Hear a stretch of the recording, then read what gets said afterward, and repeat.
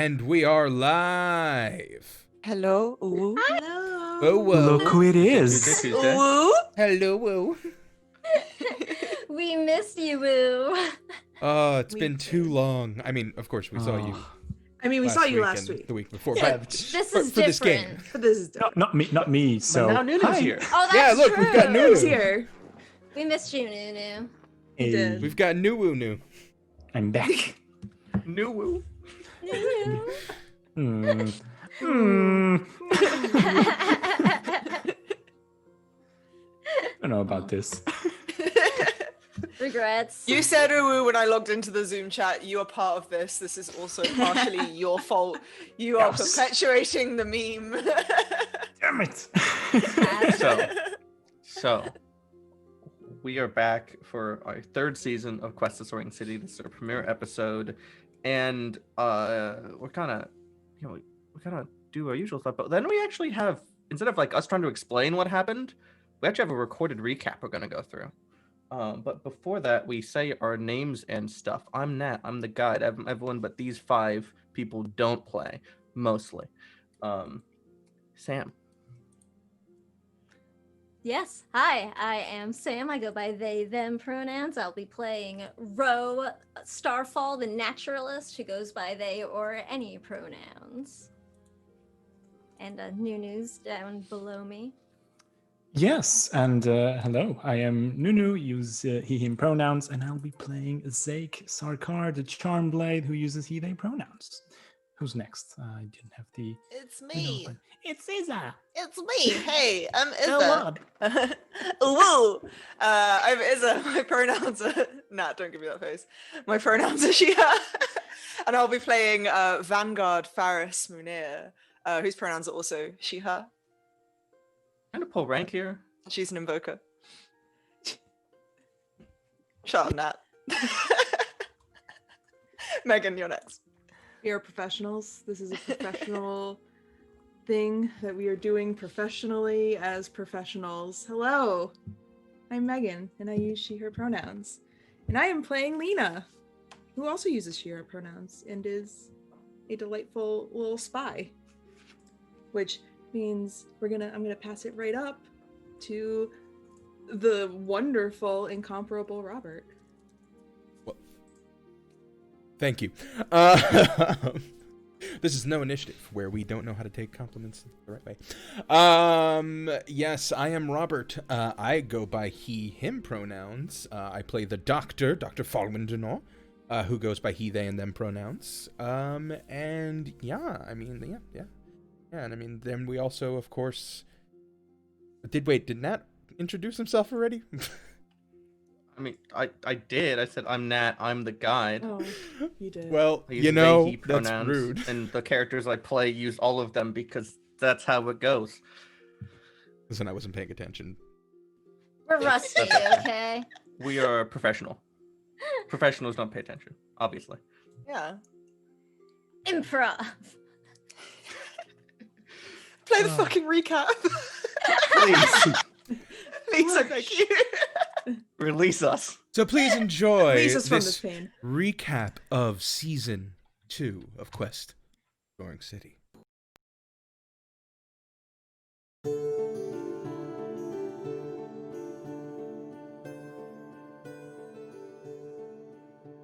Hey, I'm Nat, back to recap Season 2 of Quest the Soaring City with alacrity. We return a week after the Empire's attempt to seize Valarith. The city is hiding low in a fog-choked canyon deep within Imperial territory, and Ro hath decreed it to be their birthday. They receive charming gifts from each hero, as well as Alika, the badass revolutionary that Ferris pines after. One touching birthday later, and our heroes resume their search for the second Iron Eye. Eyes do come in pairs, after all. They delve deep beneath the Soaring City's Julep Cemetery and encounter a cabal of skin-stealing devotees bent on the Baron's return. In a heated battle against wrathful undead, Zake employs the Wand of Lorelei to banish one skin thief, Fenestra, all the way to the realm of Shattered Light. Oh! But Zake was actually being controlled by an entity trapped in that realm known as the Fear of Taken, so his actions may have had untoward intents behind them. When they do find the Iron Eye, it's guarded by a scythe-wielding, skull-masked knight who, spoiler alert, is Ro's father. His name is Rolst, and he clearly doesn't want to fight the party, but is magically compelled to attack Ro. By the end of her disastrous battle, only Lena remains standing between Ro and this terrifying enemy. Desperate, she grabs the wand from Zeke and just manages to banish Rolst, allowing an escape. But they'd learned one chilling detail: that Ro's death could return the Baron to life.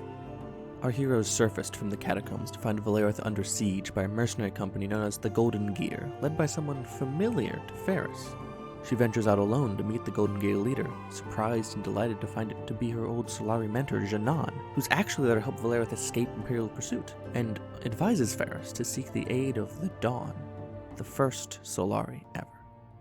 As that's happening, Shadowzake gets up to no good and shadows the head journalist of the Valarith paper, a diplomat from Sewervane, an order of knights that want to sunder necromancy from the world, and their downstairs bakery owner, Mr. Batinga, bending them to the Fear's dark will. Then, Ferris gets served for negligent homicide by Dee's Pizzeria. Yeah. Valarith takes off, headed for the Knights of Sewer. Ro and Everett, a fellow troublemaking kid, want to help Ferris, so they break into the pizza place for dirt. Instead, they find a closet full of stolen skin suits. They run, horrified, and are attacked on their way back by Rolst, who gives Ro donuts before fighting the kids. They make it away safe, but not before seeing Ro's mom, Liddell, at a distance. She's a terrifying undead warrior woman who needs to slay Ro to earn her eternal rest. Ferris reveals to Alika that she was originally sent to Valarith to kill her. She rebelled against orders, but still feels immensely guilty about it. Then, they both share that they've fallen for each other, but neither can set aside the guilt at putting themselves ahead of the city they both serve. Speaking of lovers' trouble, Lena meets the Historian, a wizened but jaded observer of the world, and learns that Zeke has been taken over by this fear of Taken, and that trying to get him back is almost certainly futile. She also receives a mutagen that will allow her to talk to the real Zeke just one last time. She slips it into his drink. Real Zeke breaks through, reveals the people he shadowed, and asks Lena to take his life. She knocks him out instead, takes the wand, and runs to Arvis for help. Arvis offers an answer that requires killing Zeke and putting his soul into a new body. Lena agrees, but seems hesitant. So Arvis contacts an assassin, against her wishes, to do the killing part. The assassin, Roderick, easily gets to Zeke, but reveals he's Zake's brother and refuses to kill him. As Roderick flees, he's identified by Everett as his father? So Zeke and Everett are related? Wild. With Roderick gone, Ferris shares about the Dawn, and the party all venture out to meet her, bringing unconscious Zeke and Batinga in hopes she can help. The Dawn is a kindly and exceptionally old Solari, who teaches Ferris the powerful spell Last Light, and with its fearsome power, Ferris banishes the fear from Batinga and Zeke, the latter of who Lena promptly gives a long overdue smooch. A lot happens as the city approaches Sewervane. Lena and Ro infiltrate the castle to dispose of poisoned scones that evil Batinga had sent. Ferris and Falwyn save the shadowed Surian diplomat with the power of sapphic love and light magic. Ro puts on a necklace sent in a letter from Rolst, and it bores into their heart, giving the kid control over Valarith's flight. It also calls Ro's mother, Liddell, to Crown Tower to fight our heroes, which nearly kills Ro twice before Liddell escapes. Ferris and Alika finally put themselves first and kiss. Finally.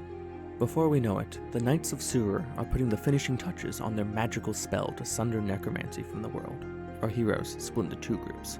Lena, Zeke, and Ro delve beneath Sewervane to disrupt the ritual, while Falwyn and Ferris descend onto a platform wrought of sunlight to fight the Father of the Dawn, the spiritual and martial leader of the Knights. The battle above is pitched as the Father releases devastating strike after strike, but all they need is to buy time for Below Team to steal their way into Sewervane. Zeke leads the way into a grand cathedral chamber full of 100 scribes invoking their grand ritual. Strapped for time, Zeke relies on a lethal technique, Slayer. In an instant, he kills 50 of the scribes invoking the ritual, stopping it in its tracks. Above, the Father of the Dawn feels the ritual end, and in an act of utter spite, he calls a meteor down from the heavens to strike Valarith true. Our heroes have stopped the ritual, but the cost has been immense. However, even in darkest times can hope flourish. While soaring back to Valarith on Bird Row's back, Zake proposes to Lena. She agrees, and they bind their stories together, from this step till their last.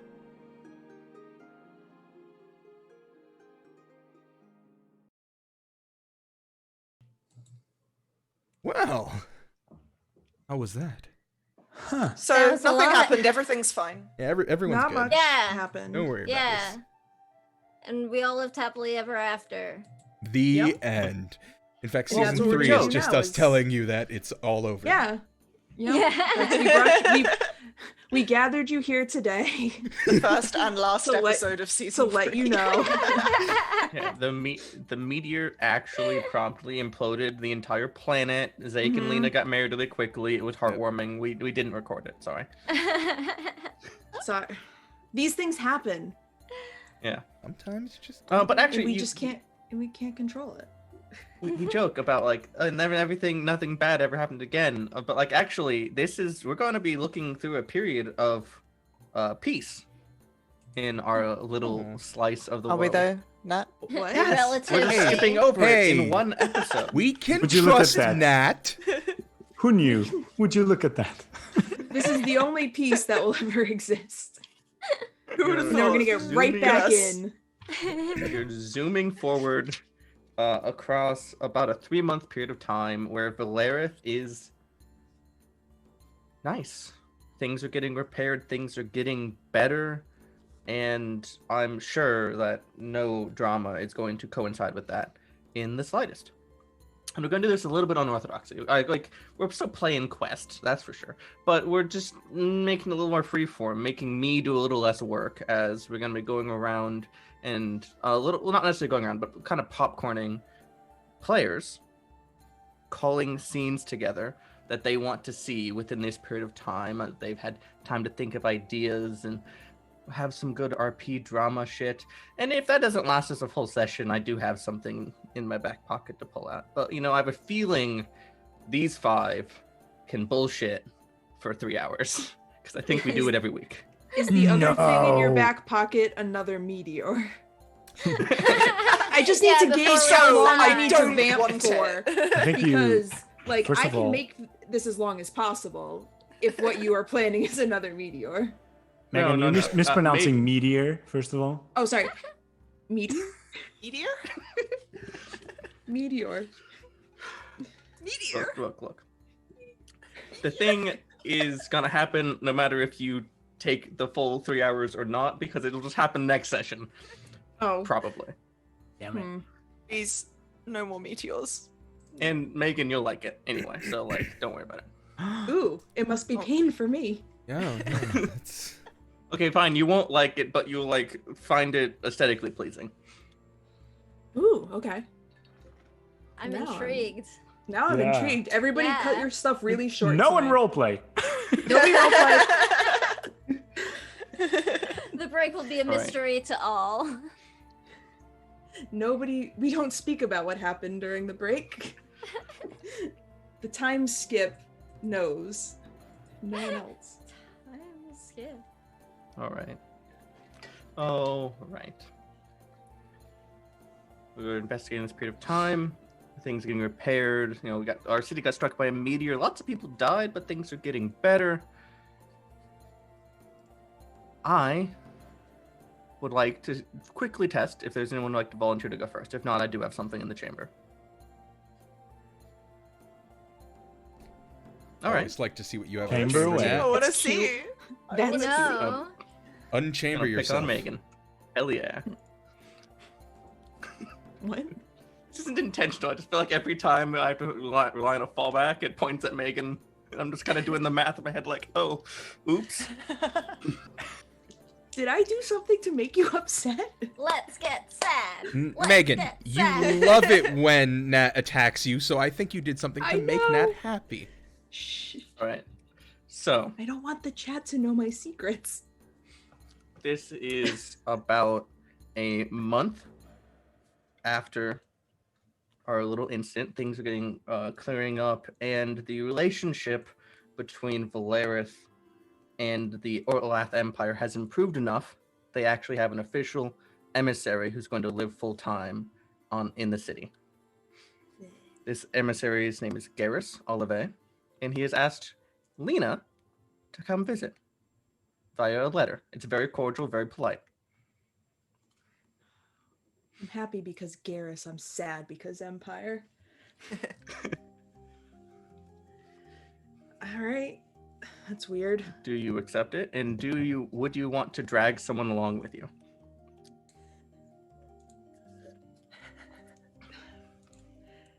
I would think, like, upon receiving the letter, I probably would have gone to Ferris and be like, do I have to do this? Is this something I have to do?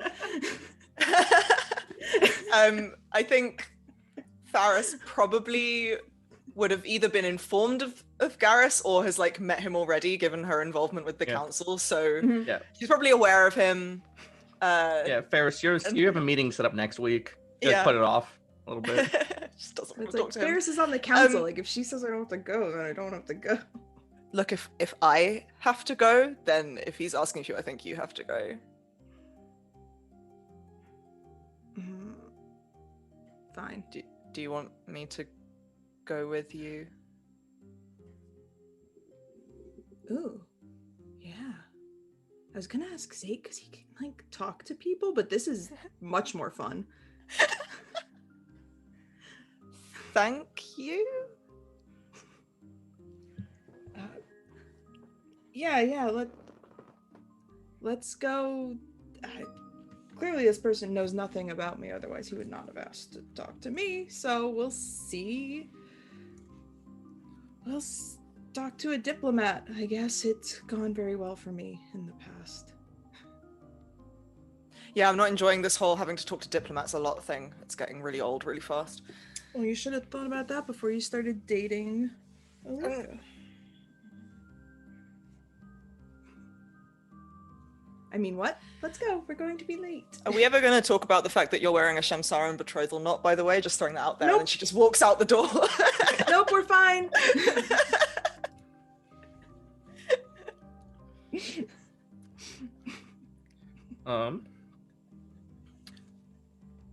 Excellent. Garrus is set up in an outbuilding near Crown Tower, and has somebody at the desk. Nice, short little guy who you walk in, and he looks you over, and he sees Ferris, and there's a light of recognition in his eye, and says, "Oh, you're next week." Oh, I know. I was accompanying my friend. Gestures to Lena. He kind of leans forward and says, "I happen to know the business that he's interested in you would preclude from."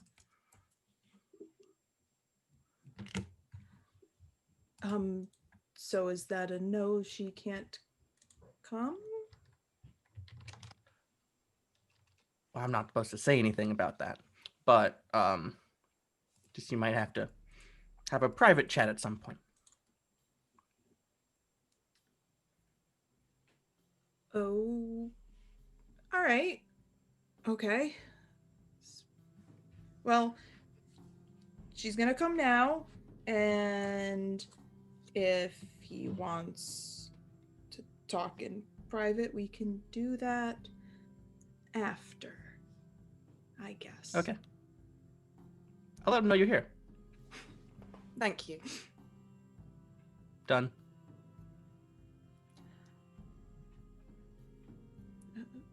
What? He's ready for you now. Go ahead and go back. Well, that's not unsettling. He didn't like go anywhere or say anything, right? I didn't just like black out for a second. It was probably magic. Don't worry about it. So this way? Magic. Yeah, through the curtain. The one thing in this world I don't understand. The only thing. The only thing? The only thing in this world I don't understand is all of magic. Yeah, I'll Right. go through the curtain. Stride on back, and standing there next to one of those like carts of assorted drinks, a drink cart, is a man with a luscious mane of red hair that just spills off and down, and he fixes you with a easy smile that kind of puts you at ease more than you might expect from the Empire. He's got a little button on his lapel that just has the Empire colors. Oh, I see you brought your friend. That's completely fine. Why don't you come in? Say hi. Would you like a drink? He gestures at the cart. Maybe a little wine.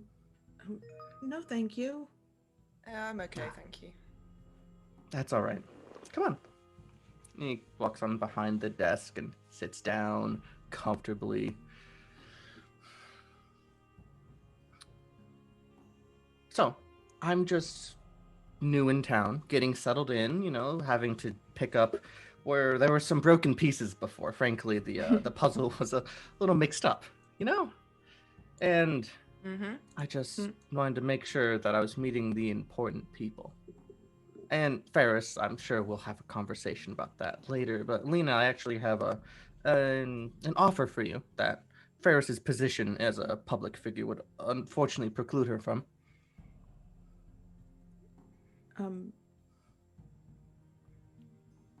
Me? Yes, you. Come on, have a little confidence. You're outstanding. And as he smiles and says that, you almost believe it for a second. He has a very disarming way about him. No, I am trash. Oh, well, Lena. all right.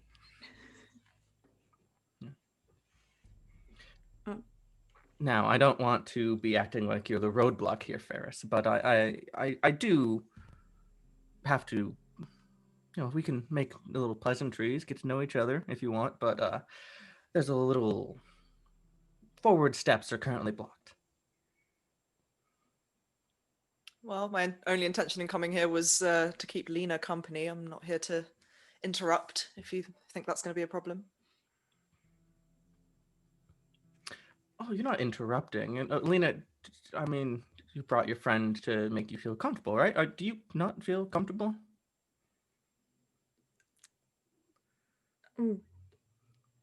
Well, I mean, if you think about it from my point of view, I got a letter from someone I don't know from a place I don't want to think about, asking me to come to a meeting about something I'm not aware of. So I get it. Trust me, you're safe here. This is just business silliness. Right. He seems to be being earnest. Yeah, just yeah, so I'll turn to Ferris and be like, if you want to just wait out, I mean, you can go back home if you want, or if you I'll wait for you. All right, I'll just be outside. Okay. Gives him a once over as she walks out, just kind of like looks over her shoulder, checks her spear, makes sure it's not glowing too brightly. Right. Just in a, not this going is at all. my Actually, very he leans strong over and to- tall friend. Don't fuck with me. He kind of leans towards Ferris as you're at the door and says, "Oh, could you do me a favor? My assistant, he gets awfully nervous when people just sit silently in the waiting room. I know it's a horrible character trait to have an assistant, but could you just make a little conversation with him? He would very much appreciate it." You're going to learn a lot more about me when we have our meeting next week. I'm sure. It was nice to meet you today. Next time, take me up on the drink. Sure. Lena, I'll be outside when you're done. All right, thanks. She steps outside.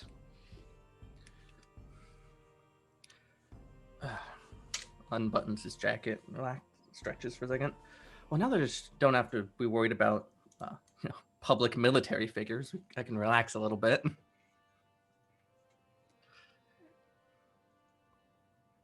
Okay. I mean, Ferris is just Ferris. Oh, of course. Once you get to know people, you crack the shell a little bit. They all get comfortable, right? Well, I mean, I've known her from before she was the Vanguard, so I guess it's Even better.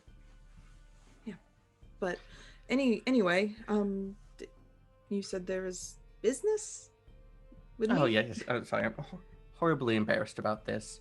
But I have been instructed to offer you the option of being the official liaison with the Heroes of Starfall Spire to the Empire. This is just like you're the person I talk to about the businessy stuff, and I'm yeah, the Heroes of Starfall Spire. They're not an official organization or something. I get it. But we think you're important enough that your opinions matter to us, and we think you'd be good for that. Me. Oh, of course. And he kind of reaches out, very gingerly, like touch you on the shoulder and smiles. Says, "You can do anything you put your mind to it." And there's this weird moment where you believe him, like on an internal level.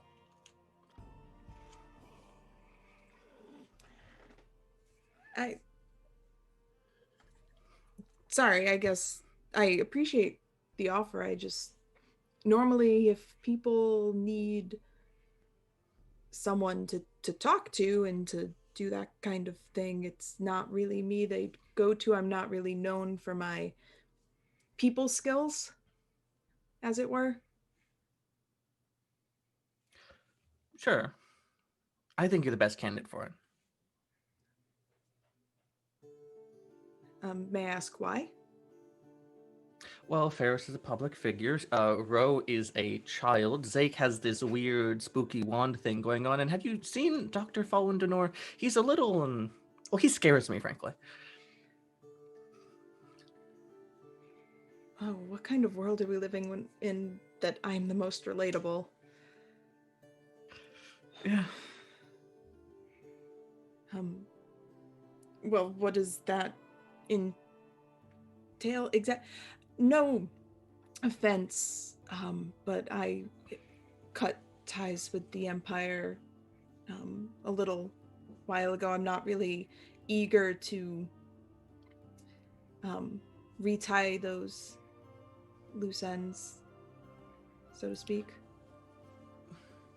I understand the apprehension there. That being said, this apprehension puts you in a good position because you are familiar with how we operate on a at least casual level. Heightened information. It's not like you are becoming, working for us. You are being someone who we go to communicate on topics. You know, knowing, not being too much of a fan of, our big empire is actually probably a good aspect. You need to be a shrewd negotiator.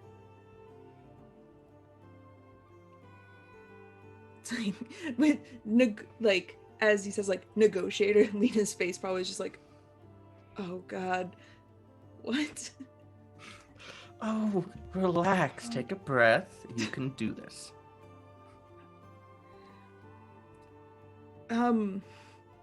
Okay. So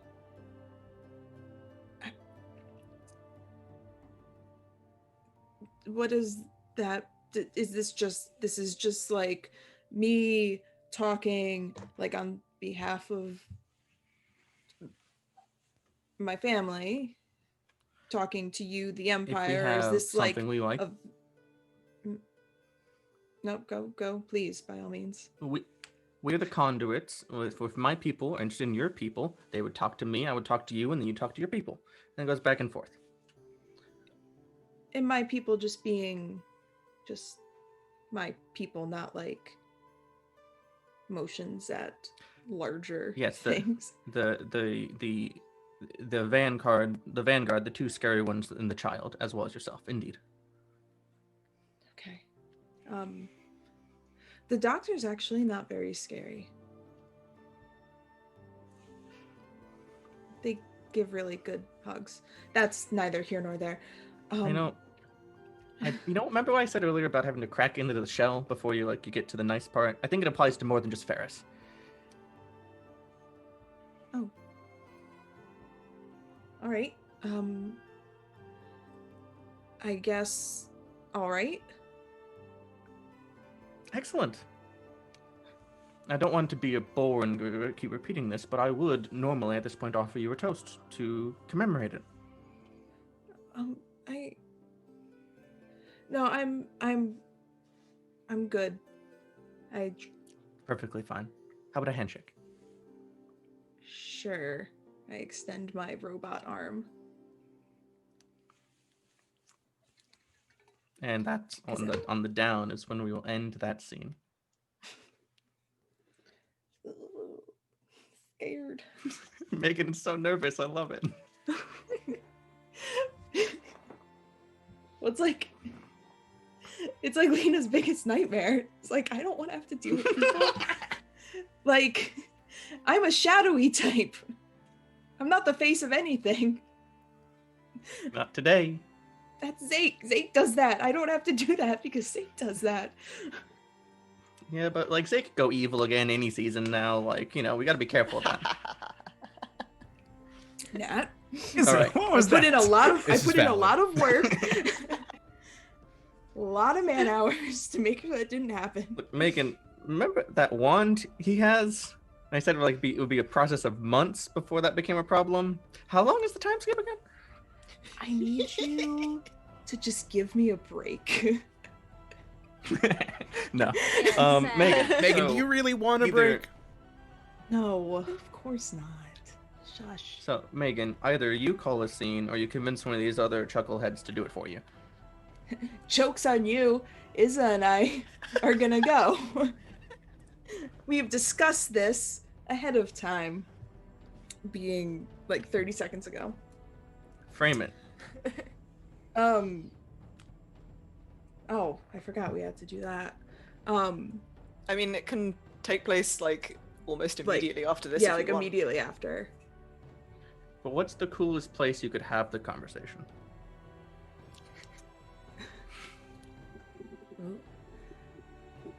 Because it was, I don't know, are there bars here? Absolutely. Yeah, like a cafe or a bar or something. Look. We have a 13-year-old in our party, so we don't frequent them, but they definitely exist. We went to one technically in season 1. Yeah. What? Did The we? wine bar. No, that was a wine shop. wine That wasn't a store. bar. You thought you meant literally had a shop. bartender, Nat. That's a bar. Did I? No. No, yeah. There was literally a It was guy a sitting there store. getting drunk, and then I had to. We can have this conversation if you call a scene there. Megan, is it go? Yeah, so I think that the scene starts like with Lena leaving the tent. And Ferris is waiting outside. Not a tent, just had a curtain door. Continue. The place. Leaving one place. Ferris is waiting outside of that place. You see her attempting to make small talk with this incredibly nervous assistant who just... I think she's just accidentally really intimidated them by trying to talk to them too much. Nina walks out and it's like, oh, thank God. A person I know I can talk to. Oh, Lena's back. We'll be going now. Thank you for all your help. Thank you. Come again.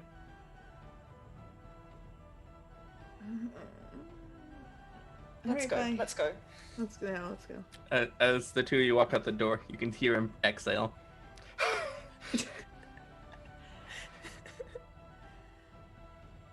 I don't think that dude's gonna last very long in his job, if I'm being honest. No. Probably not. Not a So, problem. So, what did our new friend want?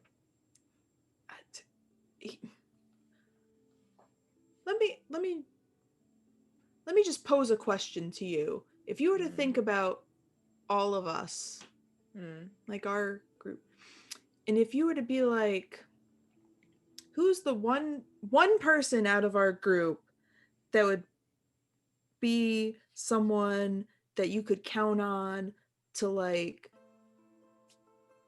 act as a liaison to some foreign land, like somebody who's good at talking to people and like being diplomatic. Oh, Zake, and... obviously. See? Assuming he wasn't possessed by the evil wand or the creature from the Shadow Realm or whatever the fuck it is this week, you know. We've taken care of that. Well, not the wand, but we're working on it. Well, yeah, apparently this fellow thinks that the right person for that job is me. And he is wrong. But I guess this is what we're doing?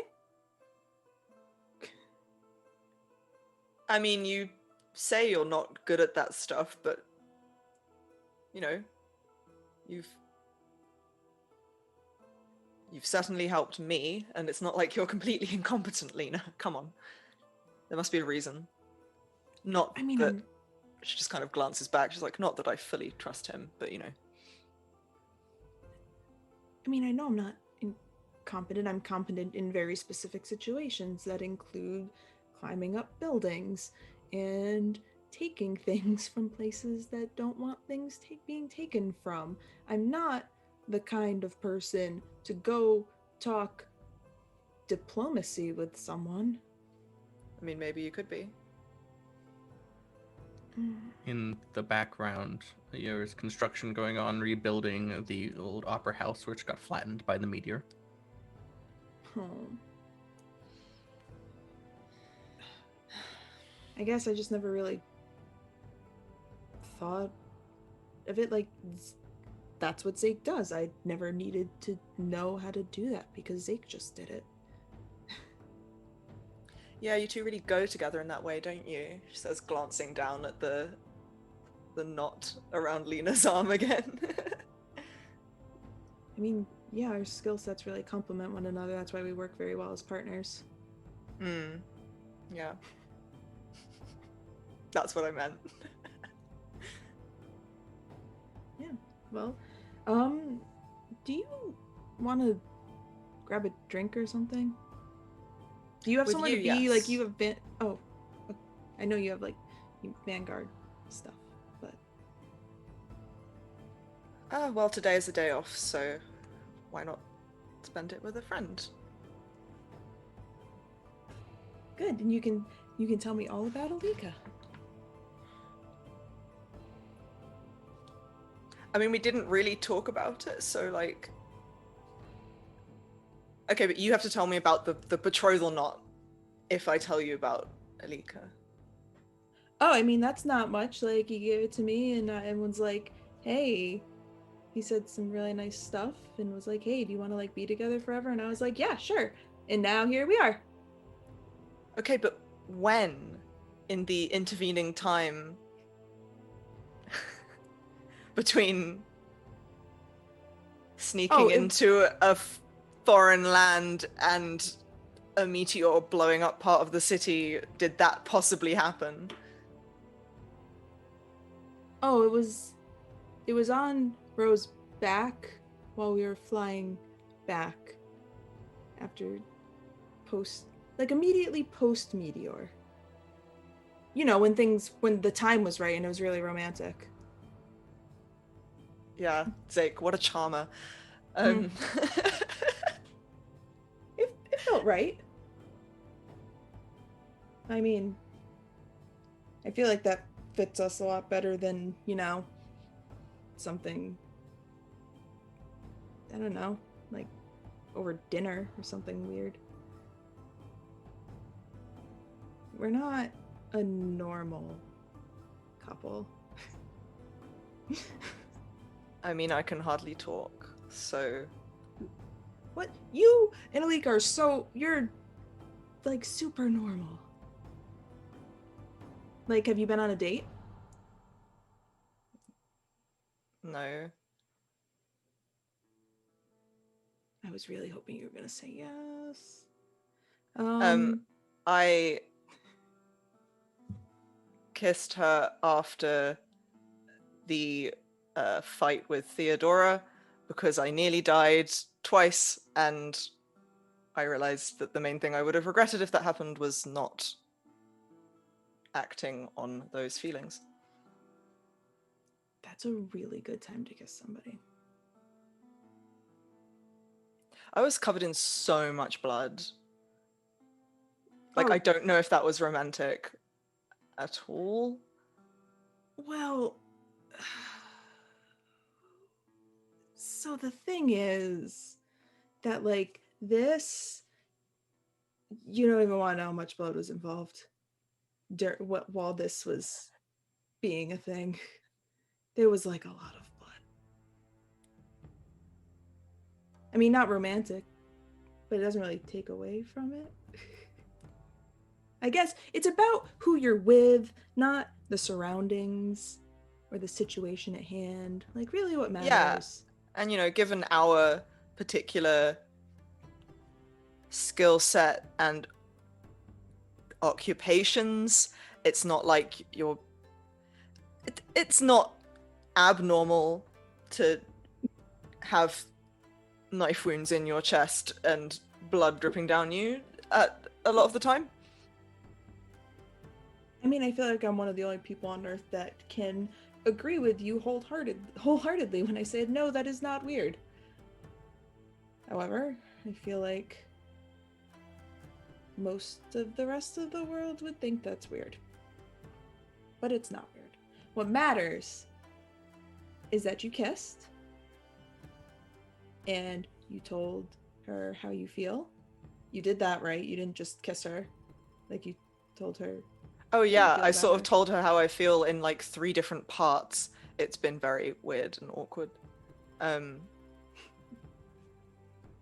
she... Did she say me too? Yeah, Yeah, okay. I don't know why. Ferris. But I don't...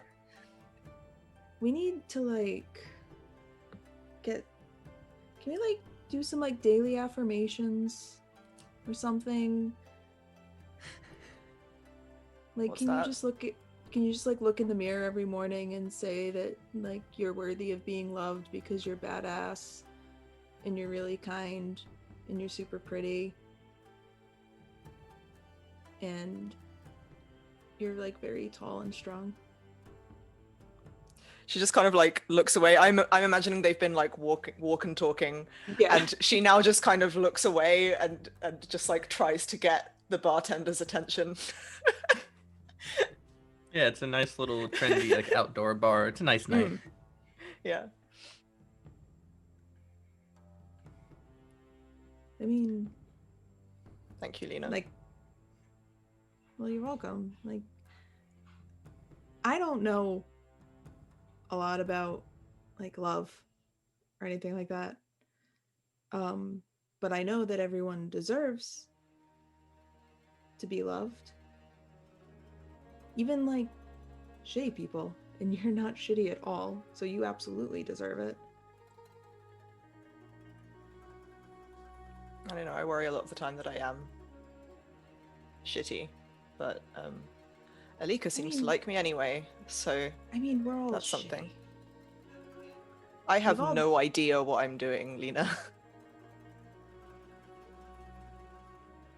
I mean, that's kind of what makes it fun, right?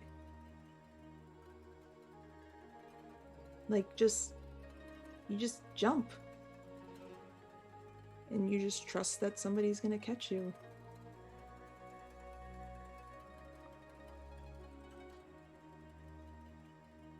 I mean, in my case, both figuratively and literally that works, but Yeah, you're a big fan of jumping off things. I mean, that's what it is. Leap of faith. You just gotta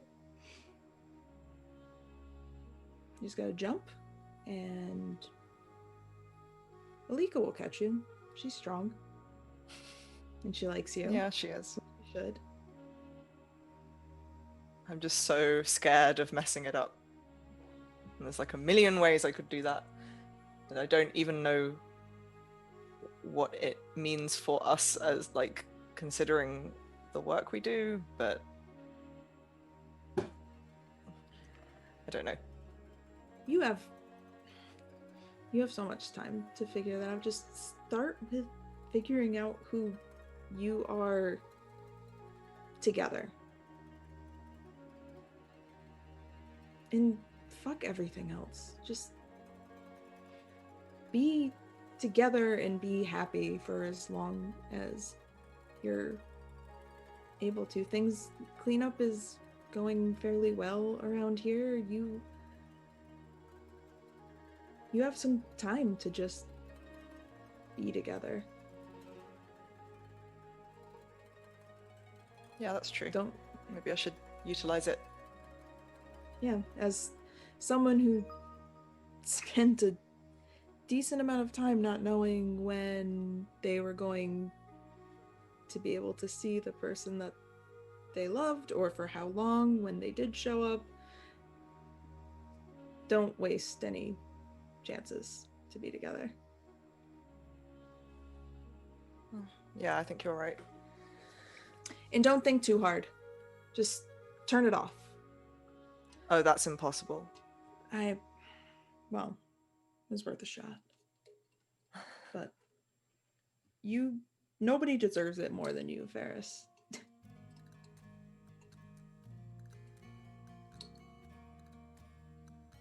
I'm gonna try and not to say really.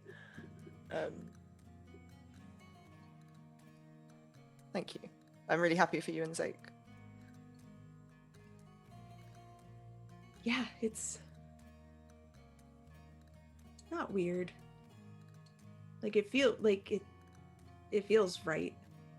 But it's, I mean, we still have to deal with the wand and all that shit, but it's been a very long time coming to get to the point where we are now, and now that we're there, that's what feels weird.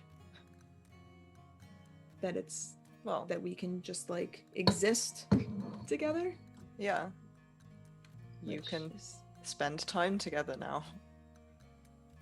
Yeah, maybe we should go on a date. Maybe you should. You first though. You Maybe. and Alika go and tell me how it goes, and then we'll go from there. But I have to like plan something special where I have to like do something. I mean, you don't have to. Or she does. I don't know. I don't. It can be whatever you want it to be. There are no rules. It'll be special because it'll be the two of you together. Right. All right. That was adorable. Bless this mess. Bless all this mess. Also, it's like, what is this? This is rapidly turning into fucking Quest the dating sim. Yes. Yeah, what's your point? Mission accomplished. That wasn't derogatory. All right. Sam, Nat. another one.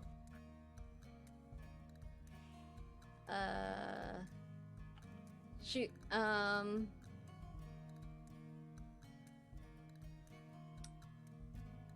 don't know. Now I feel pressured. I'm going to say. I wasn't not trying to pressure you.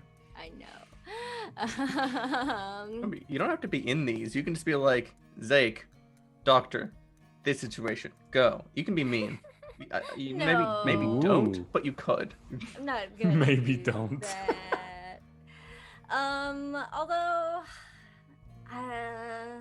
I'll say this time, let's do Rowan the doctor should do a scene, I think. Is there a topic? Is there a location? Is there a situation? Maybe this is kind of during one of Rose's checkups. Sure. Or one of our lessons. I'm open to either idea, Robert. Why not both? Both. Sure. All right. So this would just be in the tower, or do you go somewhere else? Or is it like in that little forest house that it was Tiny's gift? I think probably just in the tower, really. All right. Yeah. All right. Robert, why don't you paint us a small word picture for this? Yes. So, Ro is okay in a general sense. It doesn't need to happen in the doctor's room like certain other patients may. So, likely be in the main living space where the doctor has his medicine cabinet. Or their medicine. And,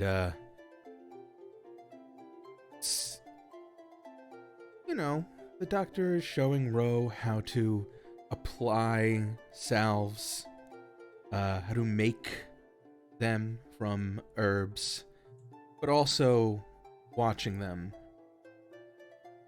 And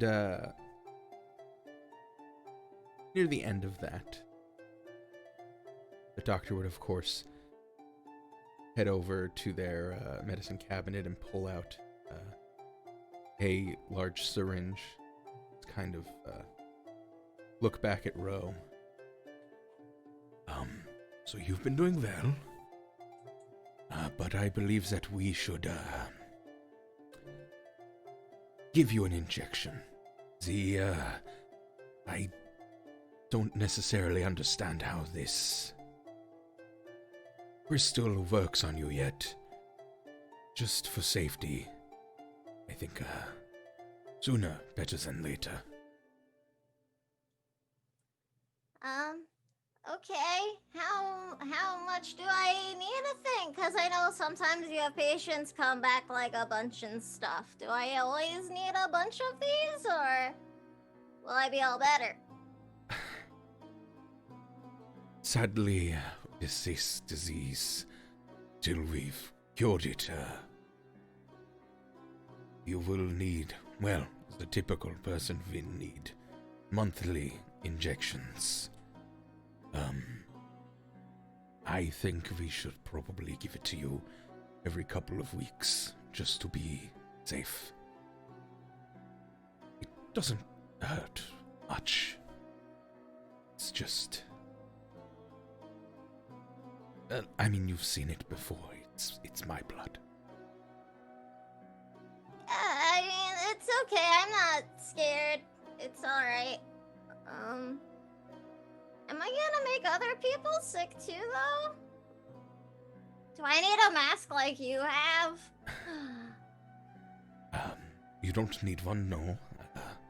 You want one, I certainly make one for you, but no, as long as we make sure to give you your injections when you need them, you will not become contagious to others.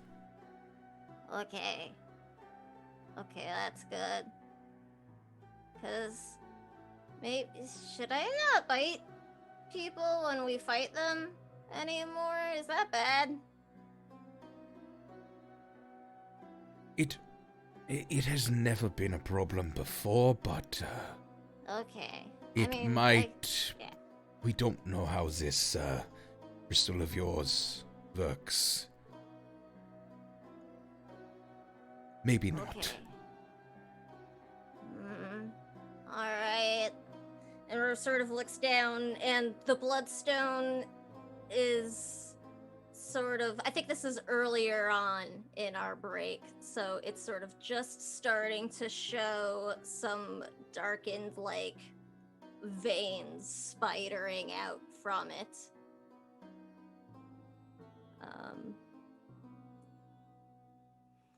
Okay. Well then, let's do it, I guess. It won't hurt?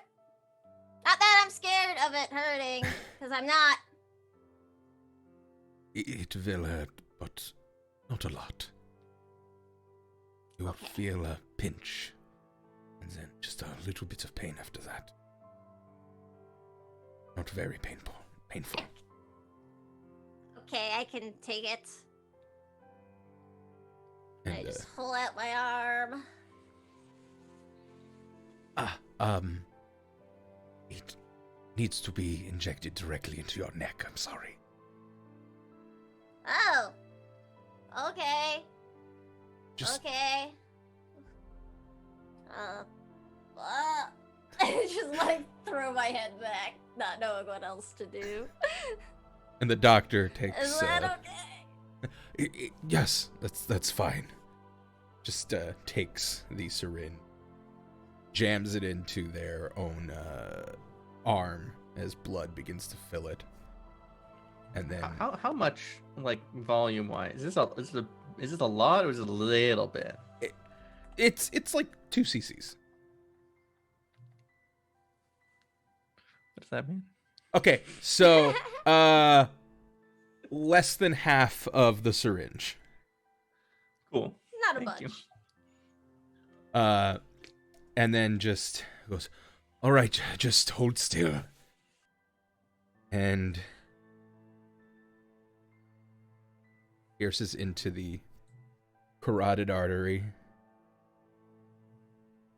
Slight pinch, and then a little bit of pain as the blood flows into your veins. And you can... Totally fine.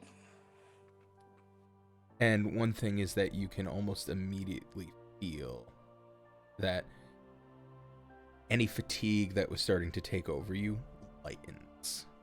Not gone, but... A quick moment of narration. As this is happening, our camera shifts down towards Ro's left foot. And as this injection is being put in for just a moment, you can see something faint coming off from Ro's left heel. A silvery line. But it's only visible for a couple seconds, then disappears. Neither of you notice it. Excuse? Just a little good old foreshadowing. This is a time of peace. Nothing bad's happening. Promise. No. Promise. Totally Daniel. fine. Nat.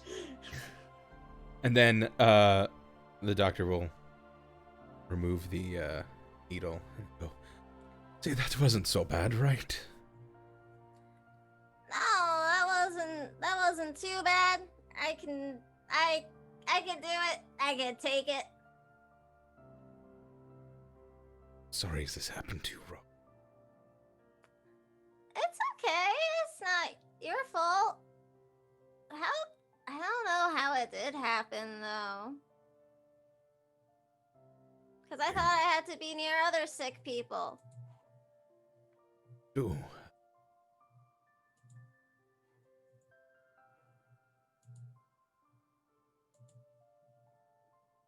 Maybe I was careless. Might be my... I thought I was always careful, but... I'm sorry. I will cure this. I almost have enough. My materials to make the cure. It's not your fault. Don't worry. And we'll sort of slide over and pat your arm with theirs. It'll be okay, and we'll be able to cure it. Now that I have this thing, and they sort of tap on the stone. I can take us anywhere that you need to go to get the things you need to make people better. Yeah. I would like to study that as well a bit more. I want to know if it is disease on you at all. Does. We'll see, but you'll be alright, Ro. Won't let anything happen to you. I know. Everybody's always really worried about that. So, I'm sorry that you're always having to worry about me. You have to be sorry.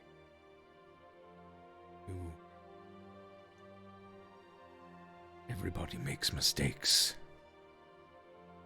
Definitely everybody that lives here.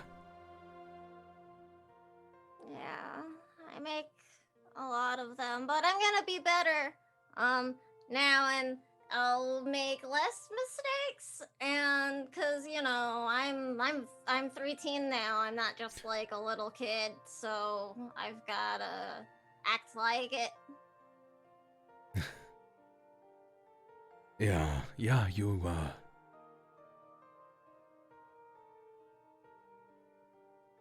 you'll do well.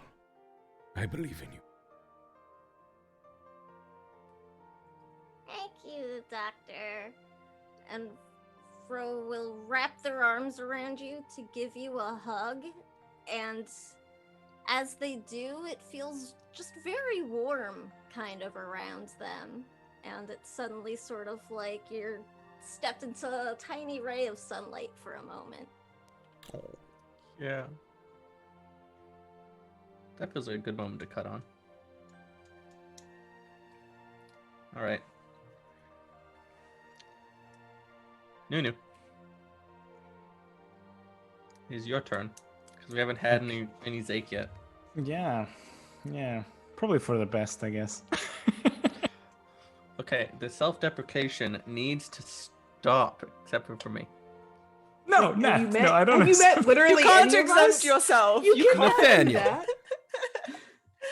Just 'cause you're Except the to guy who comment doesn't on do draw D&D. 25. The only one Yeah. here that is not allowed to self-deprecate is you, Nat, unless you're playing Arvis, then it's Yeah. perfectly fine. You are being complimented. Try not to resist. Exactly. Well, anyway, in that case, I don't know. I guess this would happen. I don't know. Isa, help me out here. A couple of weeks after the events, right? Because you would have to have your new gear commissioned before this takes place. Yeah, Yeah. As I don't know, do you want to describe what you're doing on the rooftop on a particularly sunny day before I jump in?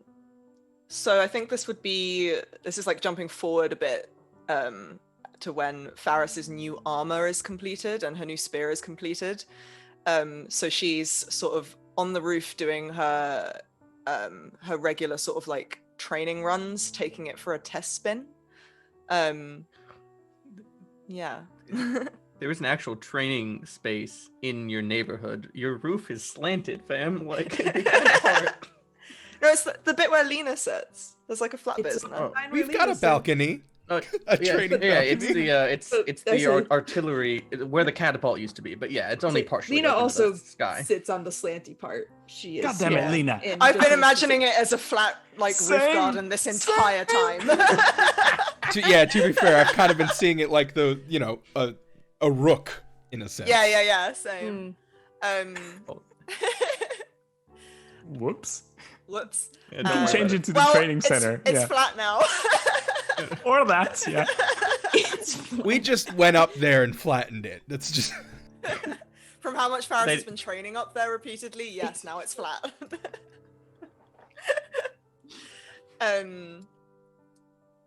Yeah, so she's wearing this like very cool, very beautiful new armor, which I will describe later in another scene I'm planning to do. But we've all seen it. It's in the new character art, so Zake knows Nuno knows what it looks like. And yeah, she's basically just sort of like doing her very regimented and repeated training drills. And she looks like she's been doing it for quite a while.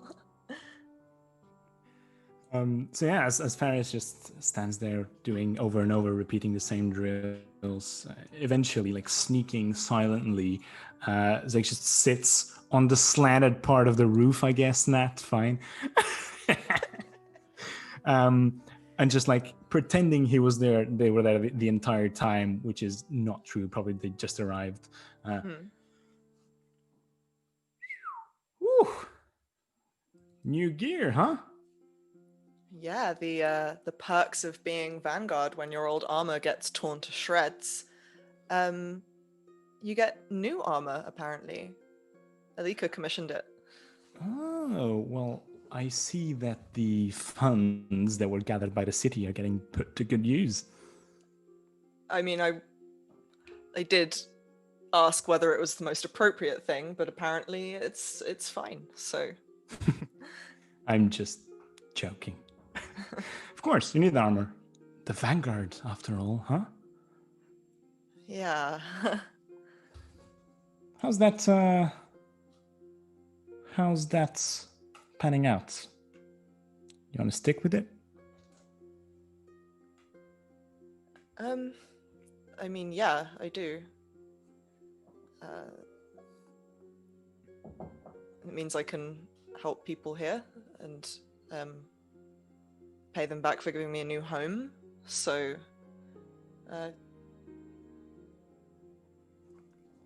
yeah, I feel very attached to protecting Valarith now.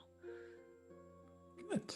I mean, I was just checking because last time we spoke about it, you were like, oh, I don't know if I should take it. Or should I take it? Yes, I'm going to take it, but I don't know. So I was just checking.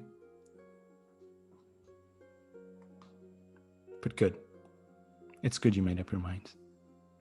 I think you're the right person for it. Really? But... You think that? Yeah. Who do you think should it be? Me? Please. Nah. Of all of us, you're definitely the most well-suited for the job.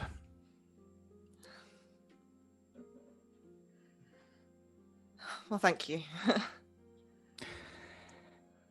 But look, if there's something I know is that a commander of any type, if they just show up constantly in this pristine, polished armor, no one's going to take them serious. I know the white is a bit much, isn't it? Yeah. But perhaps I can help with that. What do you have in mind? Paris. Think fast. And Zeke just reaches behind their back and just throws one of the fans completely spanning in midair in Faris's direction. Oh, yeah. I don't know how we're going to handle this, but she'll try and like spin out of the way or block it with the spear or something. Yeah. So before we get into it, I guess the best way to handle it. So go on. Really basic. Do it like Fiasco. You say what your character does. You say what your character does. So if Zeke throws it, Iza says what happens to Ferris. As Ferris could hit, does Ferris dodge? Yes. Okay. So if you're getting shot at, like, make a decision on if you're gonna get hit. Okay. That's what I was gonna suggest as well. Whatever you say happens. Okay, cool. Yeah, she reacts very quickly and sort of like spins out of the way of the fan. The cloak of her new armor like swooshes with her, and she just kind of like spins the spear in her hand and is like, oh, okay. And then like again, like as she's kind of spinning the spear, mid-spin, like lunges it towards Zeke, but only with like the flat end, not the stabby end. Yeah. So as Faris was spinning around, dodging the war fan, Zeke takes the time to just cover the blade in this glittery, starry pattern, and you see Faris for probably the first time that the hand that's holding the sword just seems like a very deep purplish dark blue night sky instead of skin. And so as you lunge with the spear in the flat end, Zeke just literally jumps over the spear and just for a vanguard, I think you're gonna have to do better than that. Come on then, show me what you've got. Cool. I have this annoying habit of just keep speaking while I'm practicing, so I hope you don't mind. Just lunges with the sword for a side swipe. Very basic move. And Shamsara, talk to me. What's happening? She kind of, that like takes her back a little bit, and she is in the process of kind of like bringing the spear up to block. The new spear, the entirety of it is made of metal now, whereas before the shaft was made of wood. So she does like just about deflect it, but kind of like staggers back and is like, is this really how you think you want to have this conversation? Look, if enemies catch wind of what really affects you mentally, they're going to use it in battle as well. So better be prepared. Fine. And she, I think, like, dodges around him and again, like, spins the spear, but kind of uses it to, like, whack him in the side, like, with the edge of it. Or to attempt to. And and says, "Look, don't think I haven't noticed your fighting technique is quite similar to mine. Although I don't know why you use it with a sword, given that it's meant to be used with pole arms. You kind of just leave yourself wide open," and like gives another sort of jab to his side. Yeah, so the first one, Zake just sidesteps again, but the moment you say wide open, just flat on his side. And just shoves aside the spear. Yeah, that tends to happen, but when it hits, it means that I'm closer, and just like pommels with the pommel of the sword, just hit you right in the stomach. Yeah, it like dings off the new armor. She's like, Good dent. yeah. I never as this continues, I never really thought about my fighting style, but when I started seeing you, I noticed similarities. Kind of makes sense. Yeah. So you've never been to Shamsara? No. I'm assuming. No. And given that you don't speak too highly of it, I don't know if I ever want to be. I mean, I'm sure you'd be fine there. Although, actually, I don't know how the Solari would feel about your version of our favored spell. You know, it looks cool though. And she gives another like jab with the flat end of the polearm. This time, a more like she's moved back and is like extending her reach to show him what what the fighting style is really meant for, which is a wide like a reach weapon. Fair enough. So yeah, as you jab once more, Zek at this point is just like trying to chat and more defending your blows and actually attacking and engaging in offense. It's more, it just flips the sword and grabs it with the other hand and just grabs the shaft of the spear with the hand that was holding the sword. Yep, I don't think I want to meet more Solaris after what you said they did to you or how they treated you. I don't know, seems a bit dodgy, and just like shoves the spear aside and takes a step back. Reach isn't everything. Combat and in life. I know.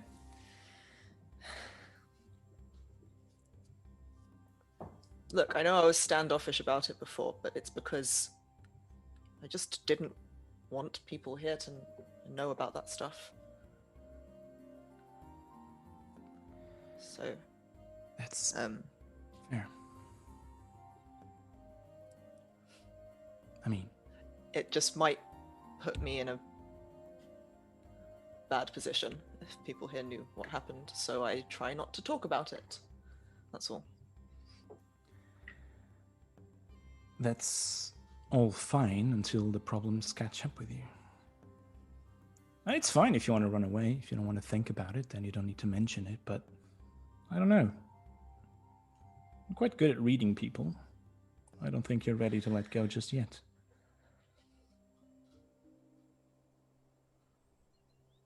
No. Getting closer, but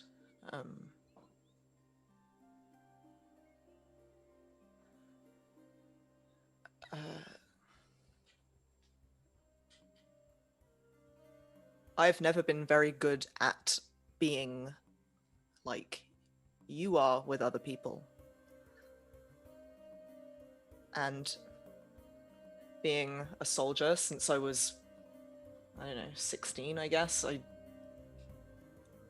you have to maintain a sense of bravado. You're not supposed to let yourself be emotional, and it gets in the way, all that stuff, you know? I do. I do know of what you speak, but do you know what I think of it? Don't give it much thought.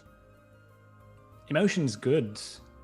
Whatever you feel can be translated to whatever you do.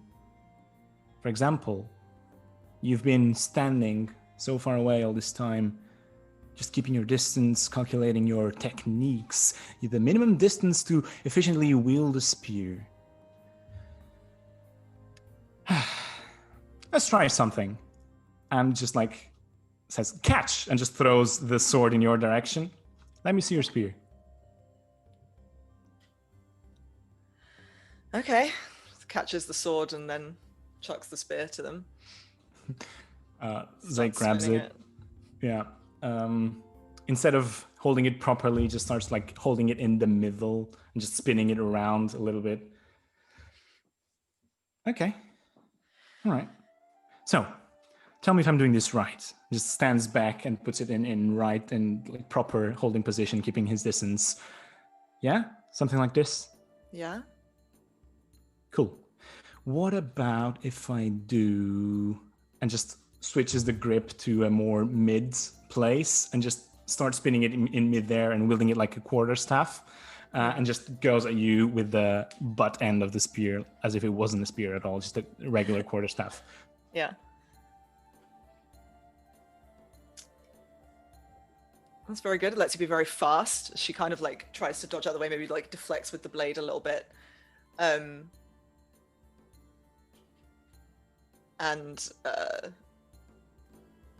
But maybe gets like caught with a couple of blows in there and then like sort of spins around Zake's side again and is like, okay, we always like do those spinning moves that do look pretty cool actually, admittedly.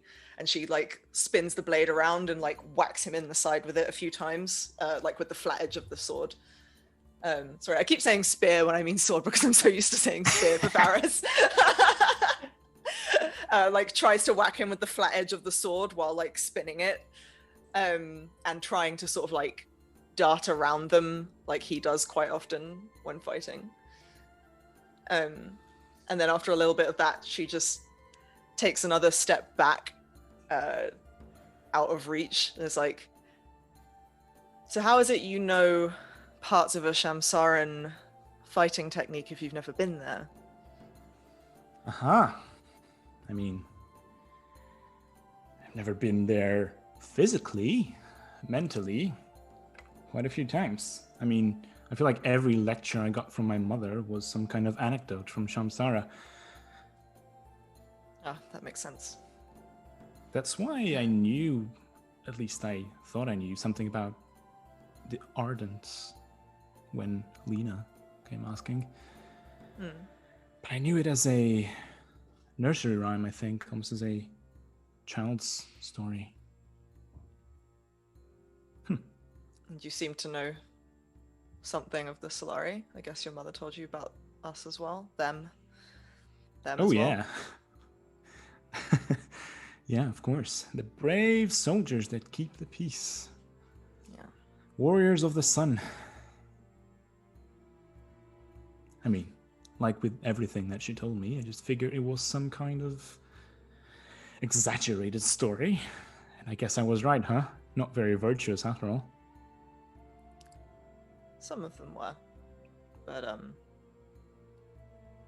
I guess you scratch beneath the surface of anything and it's never going to be as pure as anyone thinks it is it? But I never expected... Anyway. No, I get it. It's hard to completely start mistrusting something that you figured was correct for so long. But if there's something I've learned is that the world still needs a lot of help. Yes. I'd agree. And it's better if you become your own person. Free from influence from whatever made you what you are now. Fuck it. Throw it aside. Toss it out. Who do you want to be, Faris? Who do you want to be?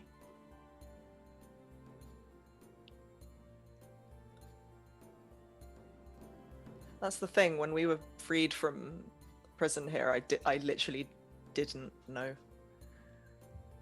I almost left one day. A few times actually. But I just had nowhere to go and didn't know what I was supposed to do, so I figured if I had a free place to stay, I'd just stay here. And we know how that ended up. And has that changed? Do you have a path forward already? I have an idea of one. I want to stay here and I want to protect Okay. Valarith. Don't tell me. I don't want to know. I just want you to know, Paris. Don't let anyone mold what your path is. You need it now for yourself. You need to know it and focus on it. Don't let anyone interfere. Unless you want them to, that's different. But let it be your choice, not theirs. Are you still Yeah. fighting during that part? I guess this is like just the classic circling around Yeah. without fighting. Yeah. Yeah, you're right. That's what I'm trying to do. Good. In that case, And then she lunges again. Yes. Zeke says in that case, Ferris lunges. Perfect. Does everyone want to cut that? Yeah, I think that's fine. Unless Yeah, you that's want to good. add something, is it? No, I think that was good. Cool. Tuesday.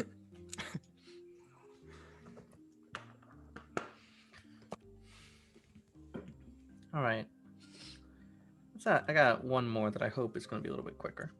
And then we'll do a quick bio. But this is...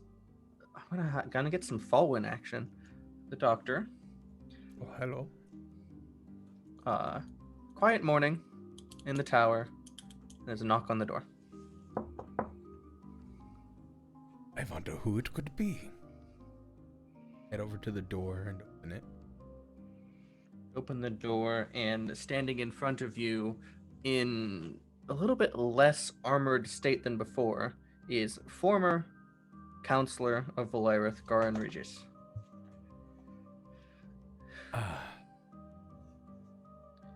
Yes, hello, Dawn. Please come in. He looks at you with very deep eyes. It's like sunken, like he's tired, like he hasn't gotten sleep. And he walks in. He starts to make to the couch, then stops, puts a hand on his face, and turns, says, Fallen, I think I owe you an apology.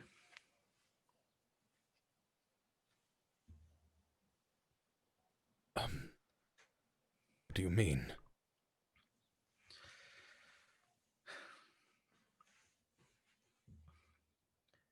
After the fucking meteor, that I stepped down,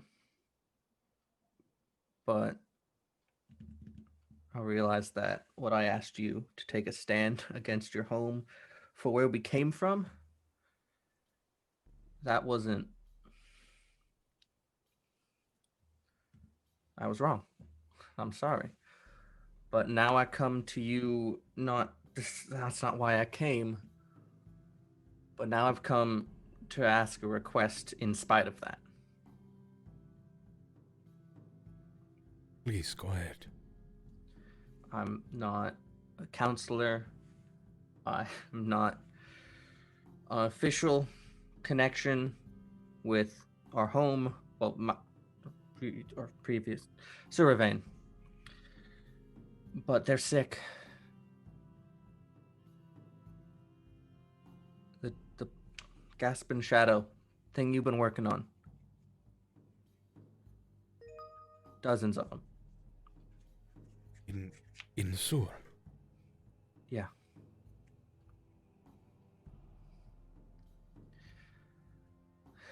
I don't know how far out you are of fixing that, or if you even think you can, but look, the father might have been. They're not all that bad. I know.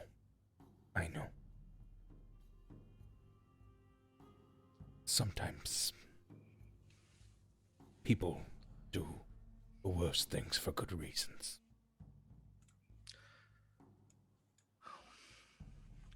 Thing is, wasn't even Good reason. He lost and he couldn't take it and he just lashed out. Fallen, I don't think the elegy was right. You mean? Fuck.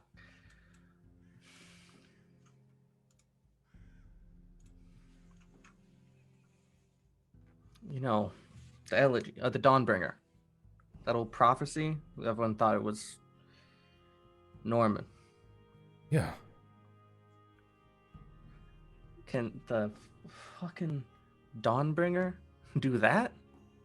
I don't know about you, but I think an action like that starts to preclude you from that option. No, I agree. He's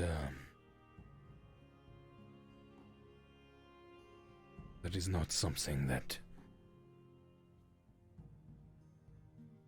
prophecy. I don't. It's hard to think. I'm sorry.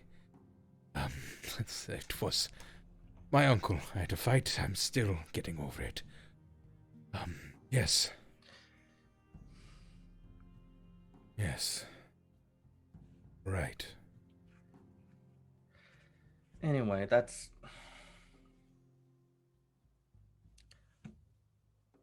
He's...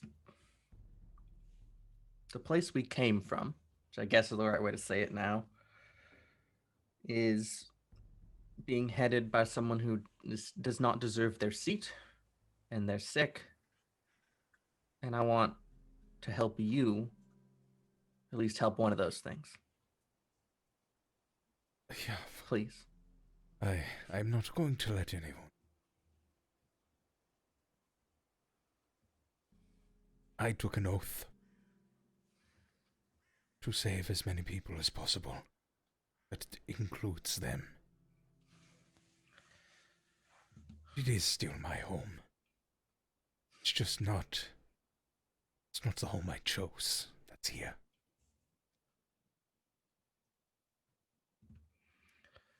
Look, you're a better man than I, Tenebris.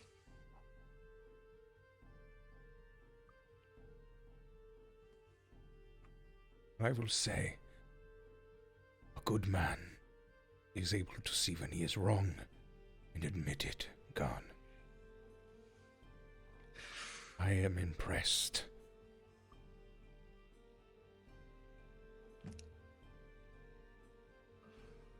I'm surprised they're still letting me on this rock. They're good people. Don't judge everyone the way that Sur does. Some of them do. There's articles about Faris that I'm not a fan of, but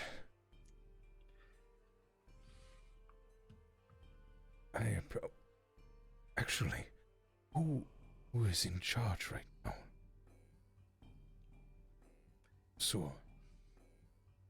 It hasn't changed.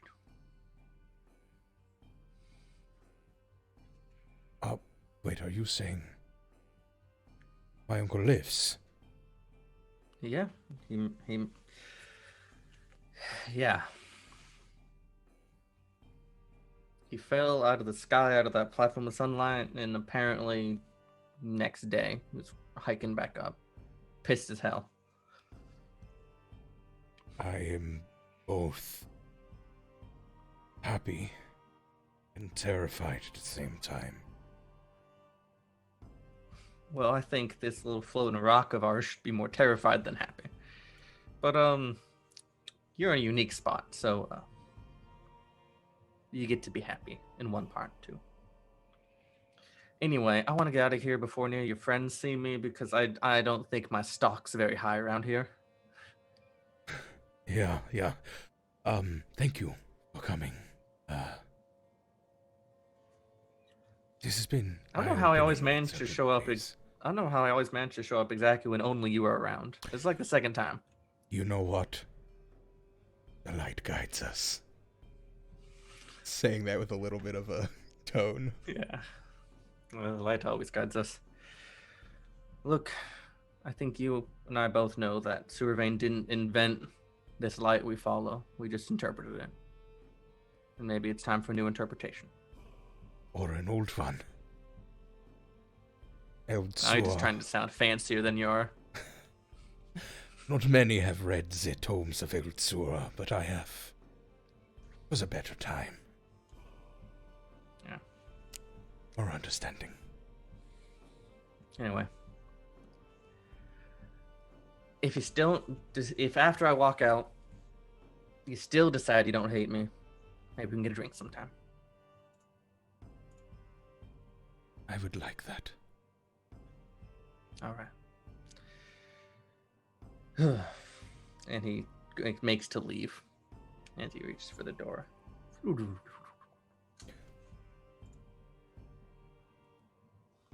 Oh. All right, so now instead of when we go on break, we're actually just going to leave just Megan here to entertain you with her stand-up comedy routine. Yeah. Nobody wants that. It's all prop comedy, right? Yeah, it's all prop comedy. It's a work in progress.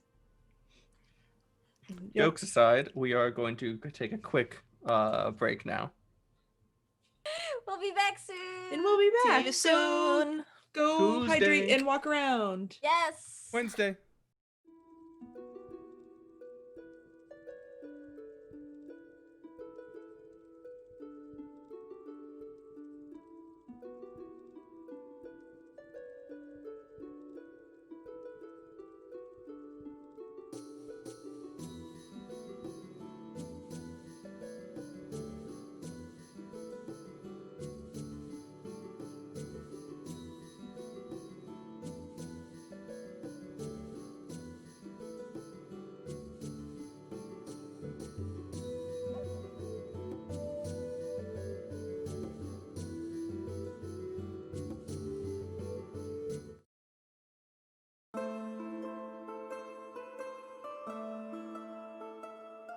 Hello, I'm Nat, the guide for Quest to the Soaring City. I'm going to run you through a lightning quick recap of Season 1, the story of betrayal, loyalty, and revenge. Our heroes of Starfall Spire don't begin as heroes at all, but recently freed prisoners of the crumbling regime of the horrible Baron Kovrax.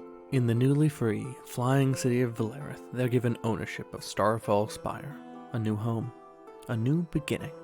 They're approached by one Arvis von Hrinth, a former butler with a sinister voice, to retrieve an important artifact the opportunist and capitalist Lord Darnell is hiding from the city.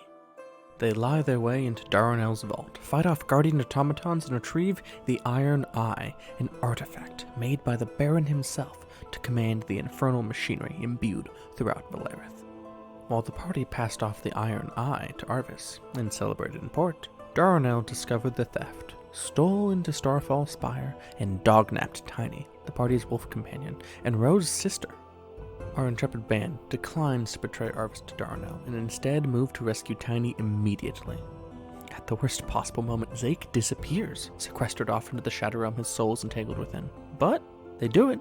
They go head-to-head against Darnell's metallomancy magic, blood spills, iron rends, and they escape safely, with Tiny in tow. Lena had pacified Darnell by giving him a name, Nare, who, according to Arvis, was actually the assassin who killed an imperial noblewoman that Lena loved. The next day, Ferris unknowingly finds herself working alongside Nare after being recruited by Alika Saidu, a badass revolutionary leader and future Valarith counselor. Ferris and Nare save Alika's life after she gets petrified by a trap, but while Nare's friend Dart heals Alika, Darnell comes seeking the Iron Eye from Nare. Ferris steps up to protect her, and in a tense standoff, Darnell backs off to avoid a scene. Meanwhile, the Doctor, Falwyn Denor, is interrogated by Arvis over a dramatic chess game, asking about his homeland of Sewervane. When the Doctor wins the game, he gets one question of Arvis, and learns that a catastrophe gathers from Sewervane's mountain peak. As the day draws to a close, Nare confronts Lena, demanding answers, having discovered why Darnell was after her. Lena tries to take vengeance into her own hands by murdering her on the spot, but is deftly outmaneuvered. Nare flees, having learned why Lena wanted her dead. Time passes. Our heroes get a moment to reconnect, and the Doctor gets a mission for them. The party jumps off Valarith onto a colossal mushroom to retrieve an ingredient required to remedy the Gasping Shadow, a plague that afflicts thousands, including the Doctor. Along the way, the group gets sidetracked when Zeke recklessly dives deeper seeking the Wand of Lorelei, a mysterious artifact shrouded in the same dark energy as the realm of Shattered Light where Zeke's soul is entangled. Zeke binds himself to the wand, and it, in turn, reaches inside of him, stopping his heart, keeping him alive by its own power. They emerge from the mushroom, left behind by the city, stranded in the rain. And then Arvis appears to them. By now our heroes were growing quite wary of Arvis. He'd given them the identity of an important assassin and warned of a catastrophe rumbling from the peaks of Suravane. Who was he? Certainly not some former butler, as he intoned. Now, as Valarith visited the imperial capital of Orlath, he offered to get them back onto the city in exchange for Ferris's influence over Alika on a pivotal matter. You see, the Empire needed Valarith to stop Suravane's catastrophe. The Knights of Sur intended to sunder necromancy from the world, an act that would kill any who'd ever been healed by dark magics. And only with the Soaring City could the Empire assault the impregnable mountaintop fortress of Suravane. Under duress, the party agrees to Arvis's terms to avoid getting stranded. However, they rapidly renege once home upon learning Arvis's plan for Valarith involved imperial occupation. In the Season 1 finale, Arvis uses the Iron Eye the party delivered to him in Episode 1 to slam Valarith to the ground as Imperial forces advance, intending to take the city. Meanwhile, Lena and Zeke fight Nare head-to-head and lose before striking an uneasy truce. In the midst of the fight, Alika appoints Ferris a vanguard of Valarith, and Darnell sacrifices himself to defend his city. Zeke admits his love for Lena, and they kiss, and desperate, our heroes throw a gambit, striking out at the Imperial Warwalker, and stealing the Iron Eye right from under Arvis's nose with the help of Rose obscuring fog. They fly the city up and away, wounded, but victorious. However, something dark got into Zeke on his last trip to the Shadow Realm. Who did Lena kiss? Him, or something more sinister? That, my friends, is revealed in Season 2.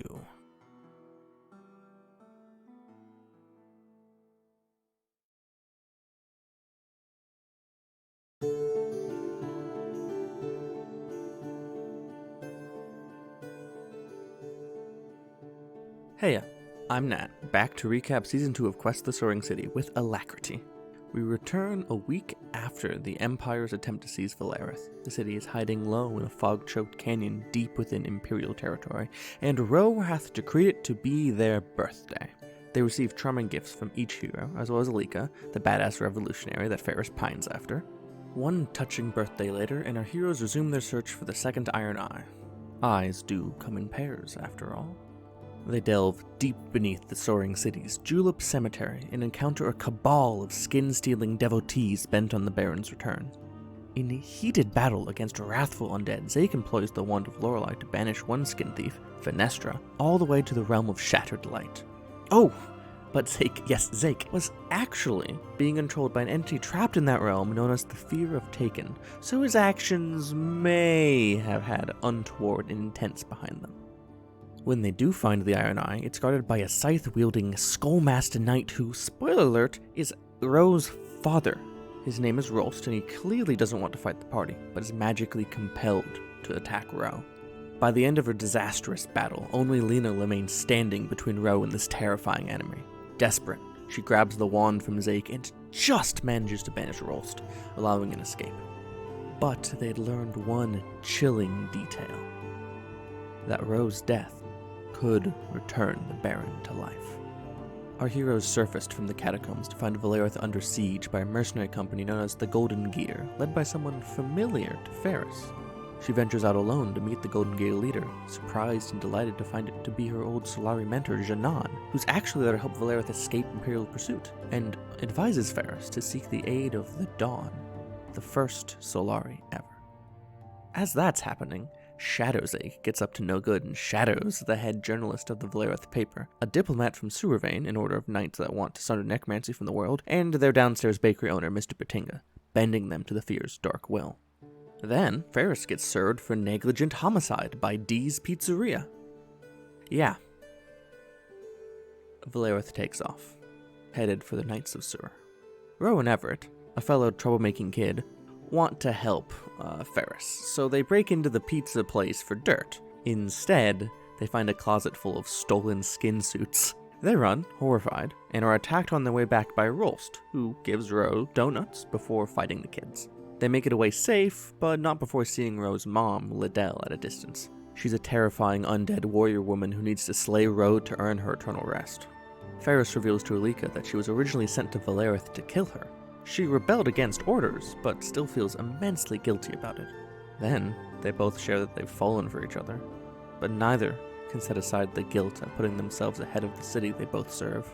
Speaking of lovers' trouble, Lena meets the historian, a wizened but jaded observer of the world, and learns that Zeke has been taken over by this fear of Taken, and that trying to get him back is almost certainly futile.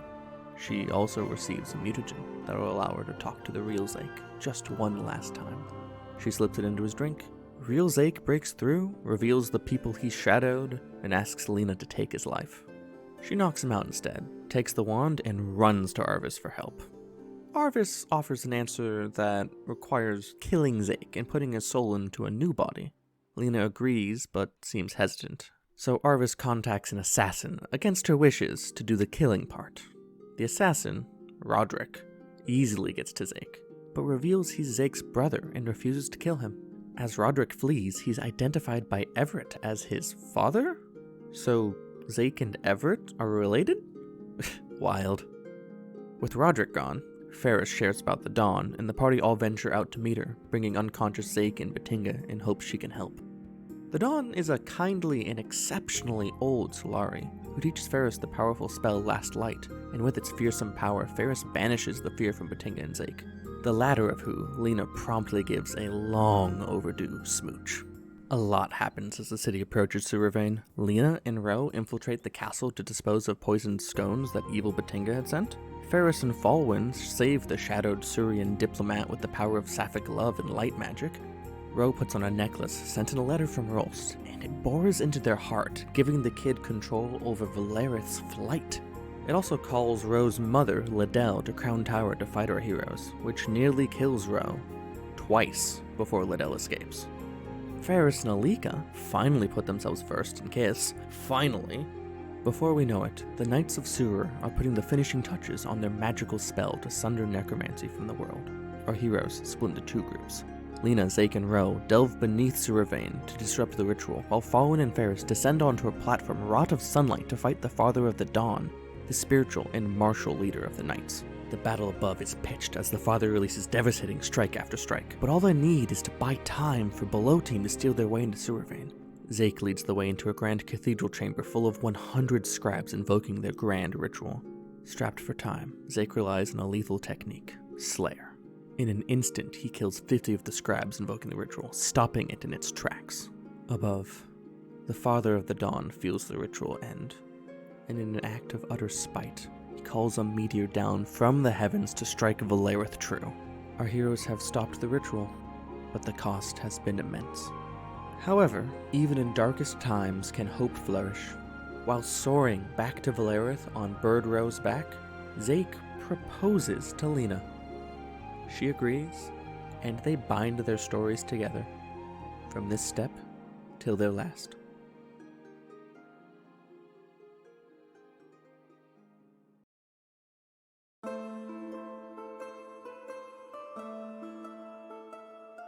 Hello.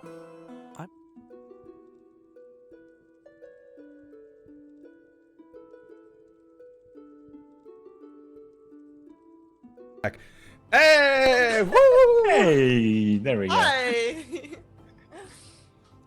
Hello. City of Valarith is glowing. Everything Sure, that's is because it's on fine. fire. Wait a second. No. What? No. Oh no. I said it would be peaceful. I'm gonna hold myself to that, even though I'm You meteor don't want to. trigger happy. Just 3 hours. Just give us 3 hours of peace. Just more meteors. Just 3 hours. All right.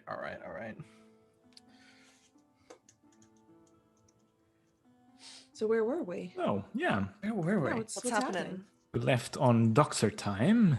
Who's gonna Yeah. go next?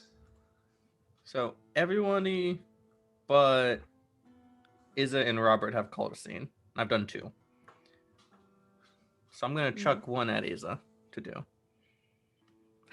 Well, Nat, you know all too well that Faris has to come across a leaker at some point. Yeah, that sounds fake, but okay, sure. And this is like sometime before Faris's sort of sparring contest with Zake. Maybe a few weeks before. This is while her armor is still sort of in the final stages of being fitted. There's still some minor adjustments to make, but the blacksmith has come to Crown Tower. I guess like quite late in the night because Faris has been working late and so has Alika. So she's like being fitted for her armor in one of the side rooms somewhere. And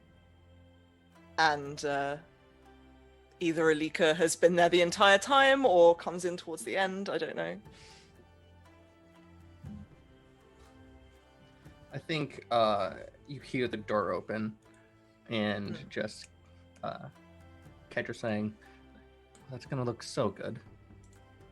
Oh, thank you. Yeah, I think it's really cool.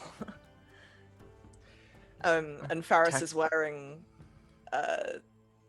this is her, like, the newly commissioned armor, which is, like, there's still a lot of gold on it, because that's kind of Faris's thing, but there's also, like, a bulk of it is white, this, like, brilliant white, and, like, the general shapes and function echo those of the old Solari armor, like the circular stomach plate and the paneling around the waist and stuff, but she's now wearing a full breastplate as opposed to plates together with chainmail, and the center of the breastplate is adorned with the symbol of Valarith, which is this like compass-like shape in gold with a wing pattern spread around it, but they're like etched in block lines spread around it.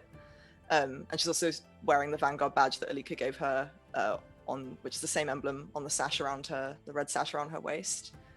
And yeah, like the theme sort of continues throughout the armor, the rest of the armor, including like bracers and greaves, decorated in a manner that sort of just like combines the shapes and patterns and colors of the emblem of Valarith with like a touch of the spiraled sunray patterns of the Solari armor. And she's got like cool double pauldrons now, and instead of the chainmail, she's wearing a shirt of gleaming golden scale mail under her armor, and underneath that is a sleeveless red tunic with gold trim. It's very good. It's very good. Oh, and draping from the pauldrons is a cloak, which gradients from deep red to yellow at the bottom, matching her hair. Where have I seen that color ombre before? Wouldn't know, it's not my sli- thing. It's slightly, the armor right now is slightly off size in a few places, like the buckles and stuff that connect it are off. But there's an attendant, the blacksmith is finishing up this work, or miraculously, the person who does the leather work on the back end. Looks up at you, and actually they have kind of these almost like cat-like eyes. But it looks up and says, "We can get this off you now." Cool, okay. You got everything you need? Yeah. Great. I guess if there's like a it's not too screen there or much- something. She goes behind to Yeah. change. Oh, sorry. This is, if it's not too much though, if you need it again, we can come at a normal hour. Oh, I mean, I was busy, so Sorry, I know it's weird time for you. There's just a lot going on. That's fine. I will try to schedule something at an hour where you shouldn't normally be at home next time. Yeah.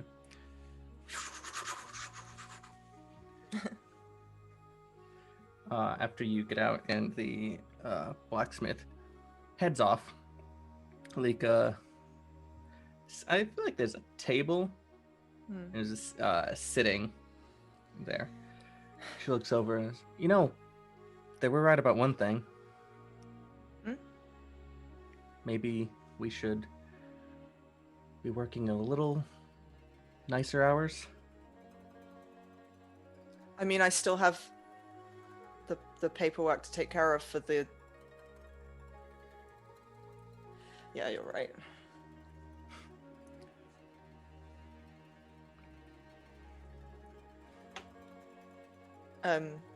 I mean, if we weren't going to work, we haven't actually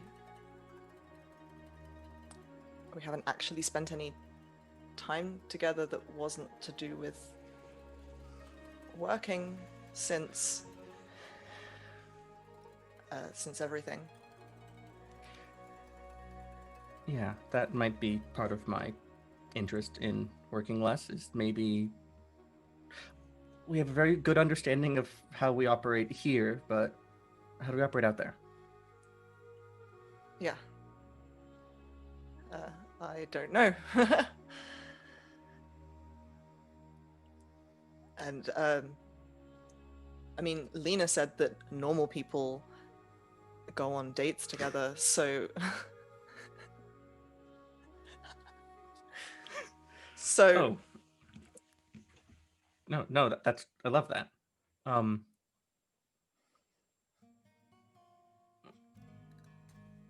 Yeah, we can probably fit something like that into our schedules. And we move around a few hours at some point. I mean, what about now?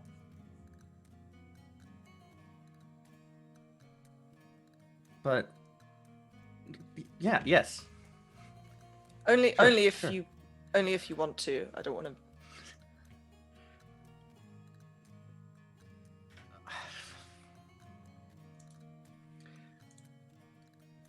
Yes, you're the one person who I feel like I always fuck up talking to.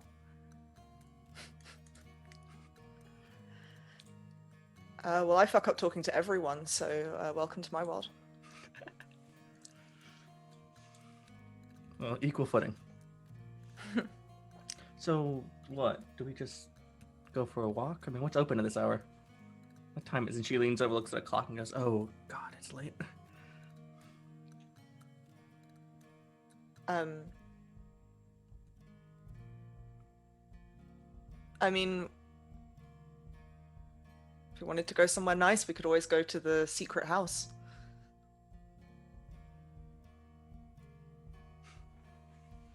Tiny's house. Yeah, or like a bar or something, but I don't know if...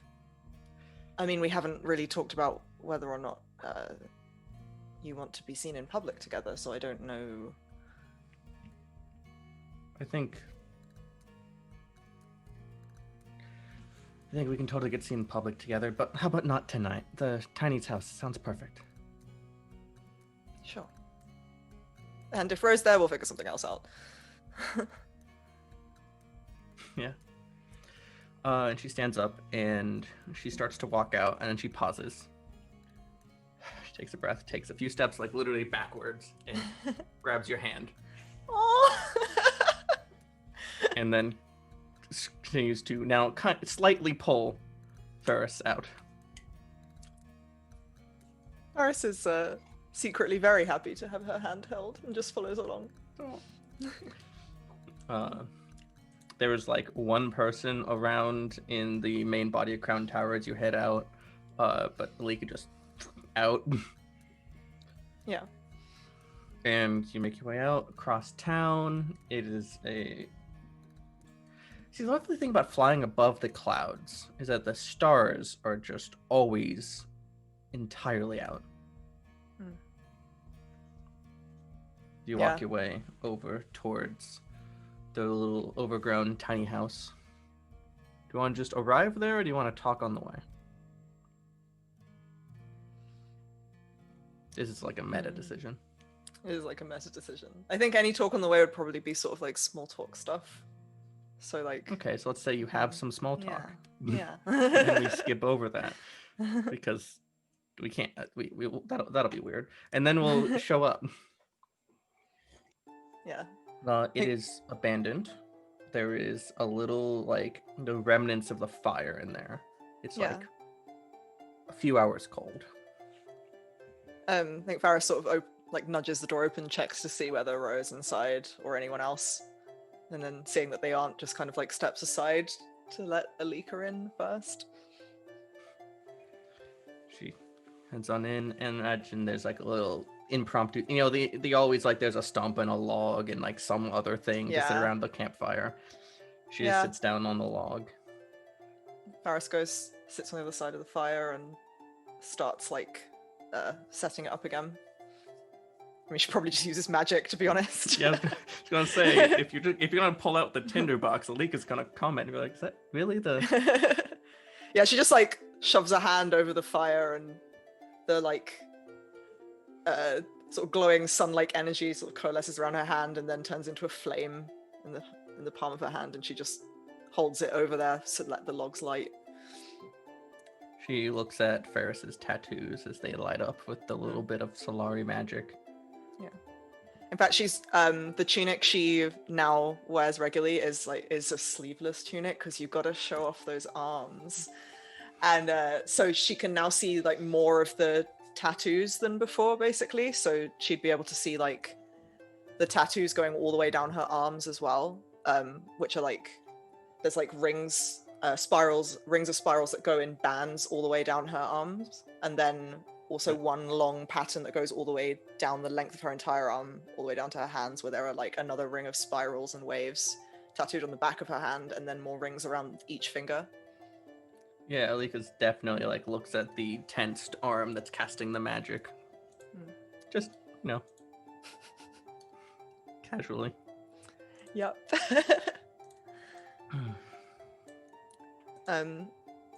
So I'll admit, which is quite embarrassing, that I've actually never been on a proper date before, so I don't know what to do now. I guess that gives me 4 times the experience.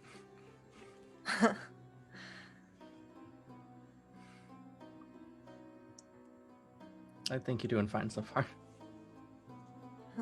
Good to know. Although, one tip, sit a little bit closer. She taps the log next to her.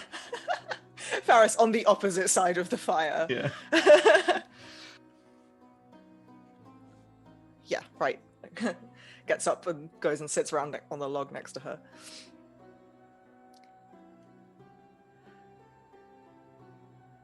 So,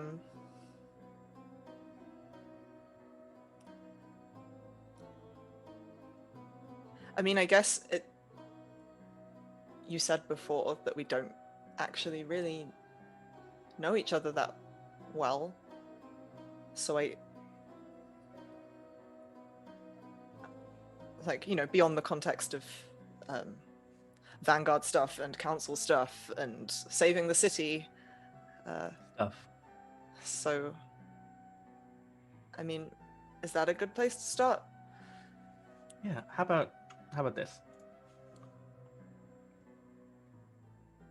We'll just go back and forth, ask a question. Sure. And because I had the idea, you start. Oh.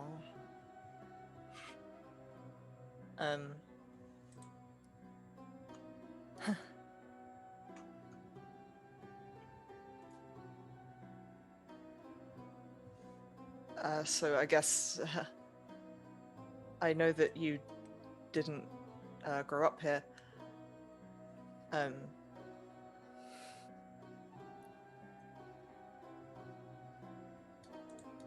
Sorry. I should say I do know some stuff about you, but I'm assuming that none of it is probably true. Oh, yeah, sent to kill me as a political assassination. They probably told you something, right? I was given a dossier. A dossier? Yeah. I mean, given what I know about what they're saying about me, it seemed very slanted in favor of, Sorry, this is like the least romantic thing ever.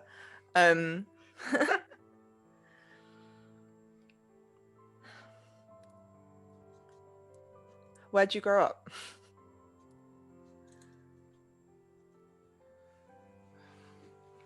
Small town in the Empire. I practically act. This is embarrassing. So, let's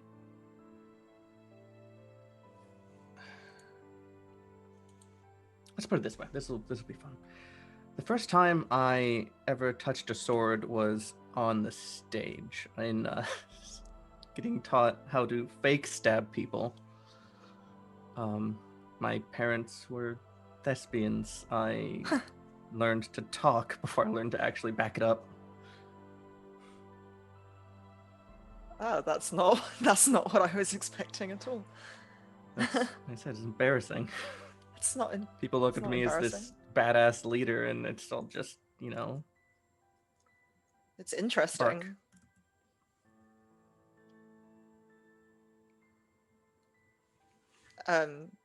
Like, so did you perform, or did you just sort of go along with them and pick up things? Oh no, I performed a little bit, but it was like 3 years of that before I had to. There was a sickness that swept through, and I had to sign on as a caravan guard for a couple years to make ends meet. Sure. That's where I learned to actually stab people, not just look like it. But I mean, What you about already you? had some experience, right? Yeah, sure. All right. First time you touched a spear. Tell me. Well, first time I touched a No, weapon. that face. That face. Stop it. First time I touched a weapon, I guess I was like 13. It wasn't a spear. Yeah. Some shitty dagger or something.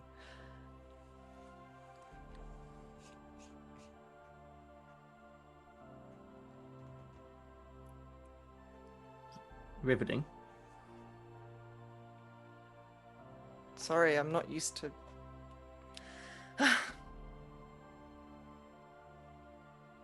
We're really bad at this, aren't we? I think it's just me, actually. You're very good at talking to anyone who isn't me.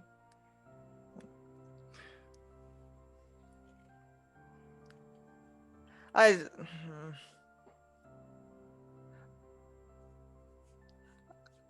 used to get into a lot of fights and stuff when I was younger, so it's not particularly,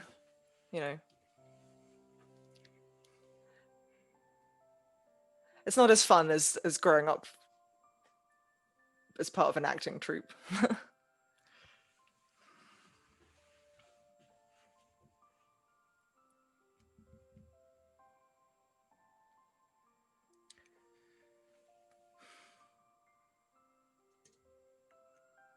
Sometimes I really wish things were a little bit easier.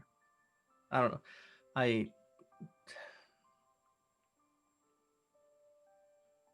Every time I settle down and finish my training for a day, part of me is thinking, you're not built for this. Think about how much nicer it could be in a world where we don't need weapons and training and leaders like you and me. And now we are talking about work again. I mean, I'm afraid if you're going to ask me about my life, it's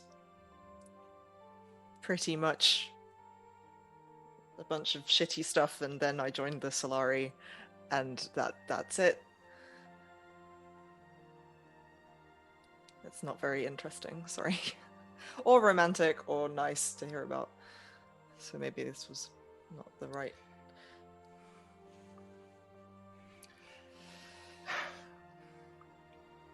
Okay, I have a better idea. What? She stands up, puts her hand out. Come on. Takes her hand. Takes her hand. She draws you in close and puts an arm up on your shoulder. And then takes one nice little step to the side as if to start a very simple step around dance. And she starts Faris to looks hum. entirely clueless about Yeah, that's fine. She looks very confused. starts to hum a little tune, and then she whispers in your, "You're leading, by the way." I'm what? Oh, this is the thing that fancy people do. I don't do this. It's really not that complicated. Just do it. Is this part of your acting training? As she starts to kind of, I guess, like listen to the rhythm of whatever Alika is humming and tries to move in time with that. And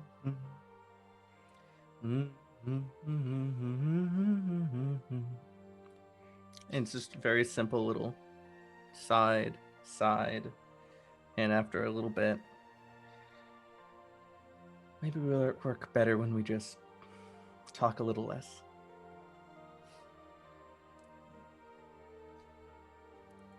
I'm trying to get better at talking to people. That's...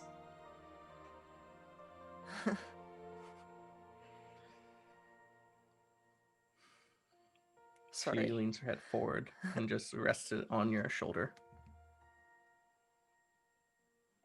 She like brings one arm up and kind of like rests like a flat palm on her back, just like holding her close.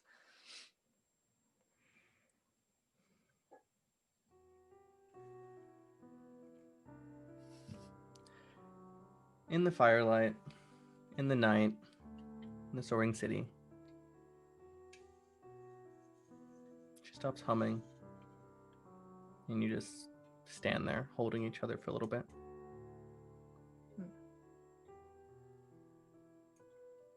Is that where we cut? I think that's where we cut.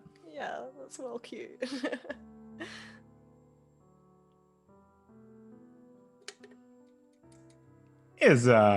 Oh, Oh. my heart exploding. I know, my heart just grew. I just love love. And they're so cute. They are very cute. But that was before Varys's conversation Yeah. with Zake, so... Yeah. Mm-hmm. Ah. All right. So Let's all bask in that for like 5 to 7 minutes. 5 to 7. Uh, All right. Who's next? Somebody volunteer. I don't feel like picking on someone. Yes, I'll do Wanna it. go, Megan? Okay. Sure. Robert, go for it. Yeah. Oh, No, yeah, let Robert do it. Yeah. Okay, yeah. No, this will be with you. So I guess it's with me all along. Gas! Go on then. This will be post Garn. Because Postgarn.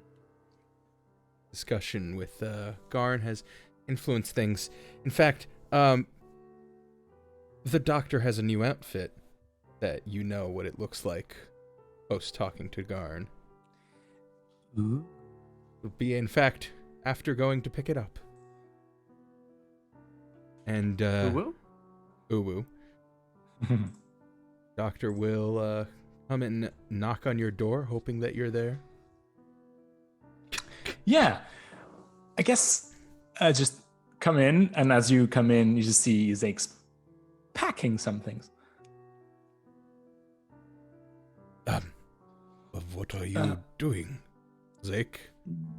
Moving some things. Are you leaving? No.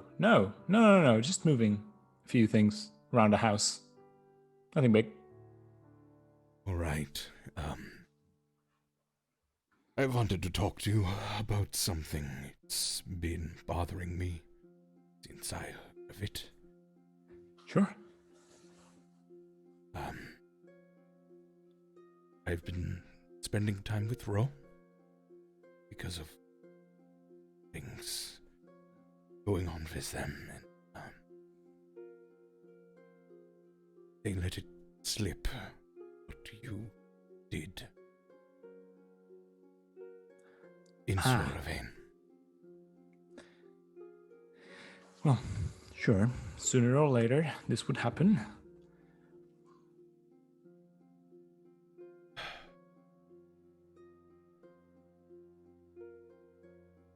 Please tell me there was a good reason. Yeah, the plan. Remember? Ritual? Killing innocents? Thousands of them? The main reason why I went there?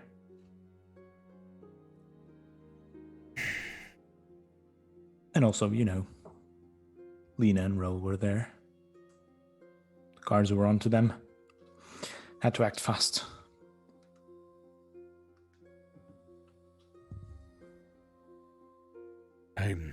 I'm not happy, of course, that you had to kill so many people. Many in Sur are just following the lead of Father. But,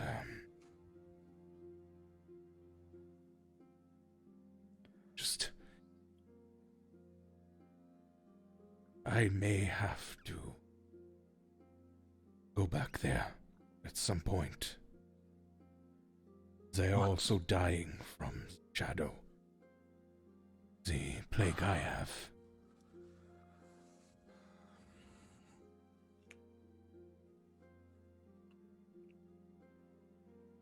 Of course. Just wanted to know. Before having to see so many families that have lost the ones they love. That you had a good reason for it.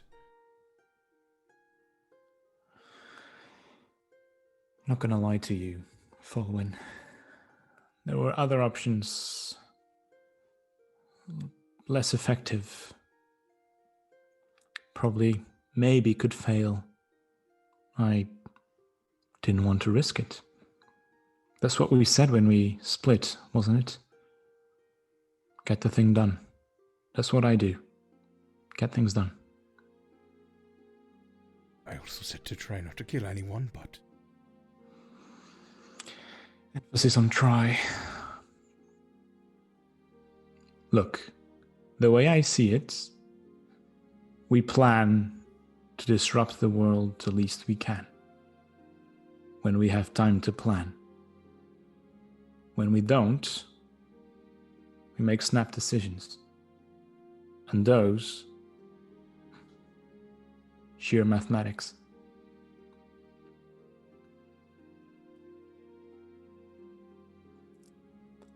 I don't expect you to agree, Falwyn.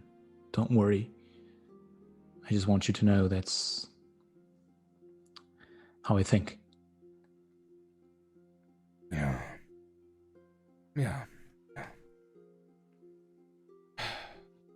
Lives are not mathematics to me. I don't like it.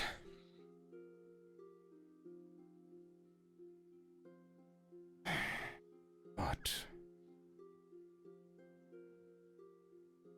with everything that happened, I guess I can get over it. I hope so. I appreciate your honesty.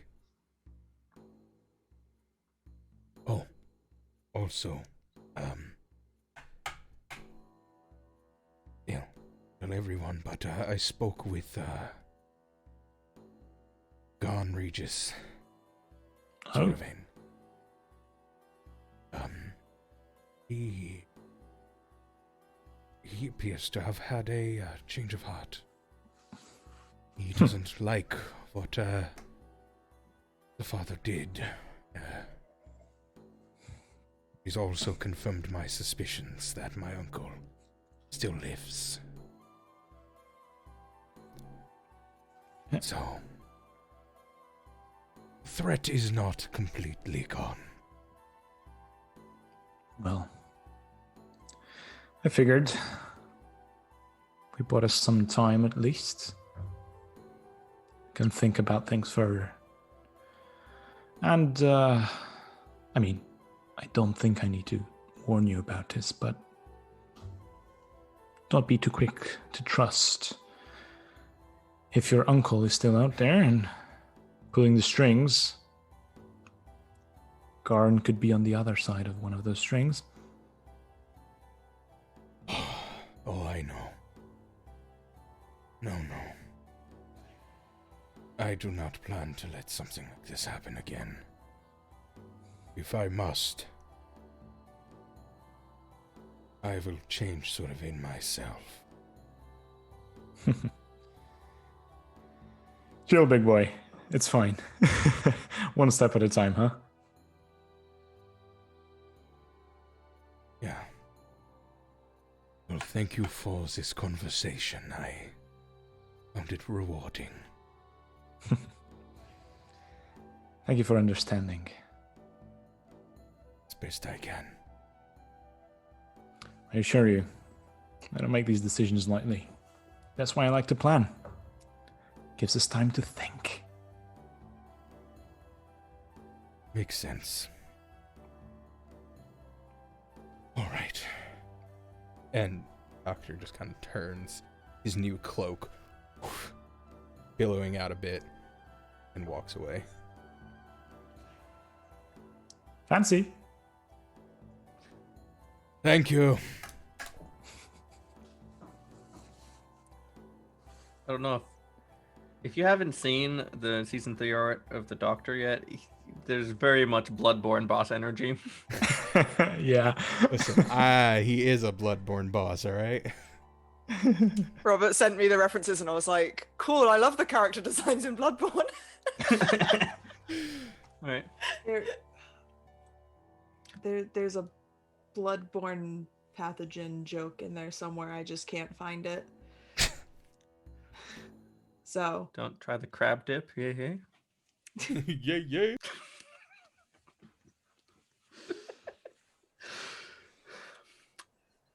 That was really bad, and I'm sorry. no, you're not. I couldn't tell if it was good or bad because I've never played Bloodborne. So that wasn't from Bloodborne. Oh shit! Okay, no. I haven't played Bloodborne either. then it was probably I have. bad. Now, I love sorry. it. Sam, deliver us from this evil with some wholesome. Yes, please. I make no No. promises about that. Oh, never mind then. Don't.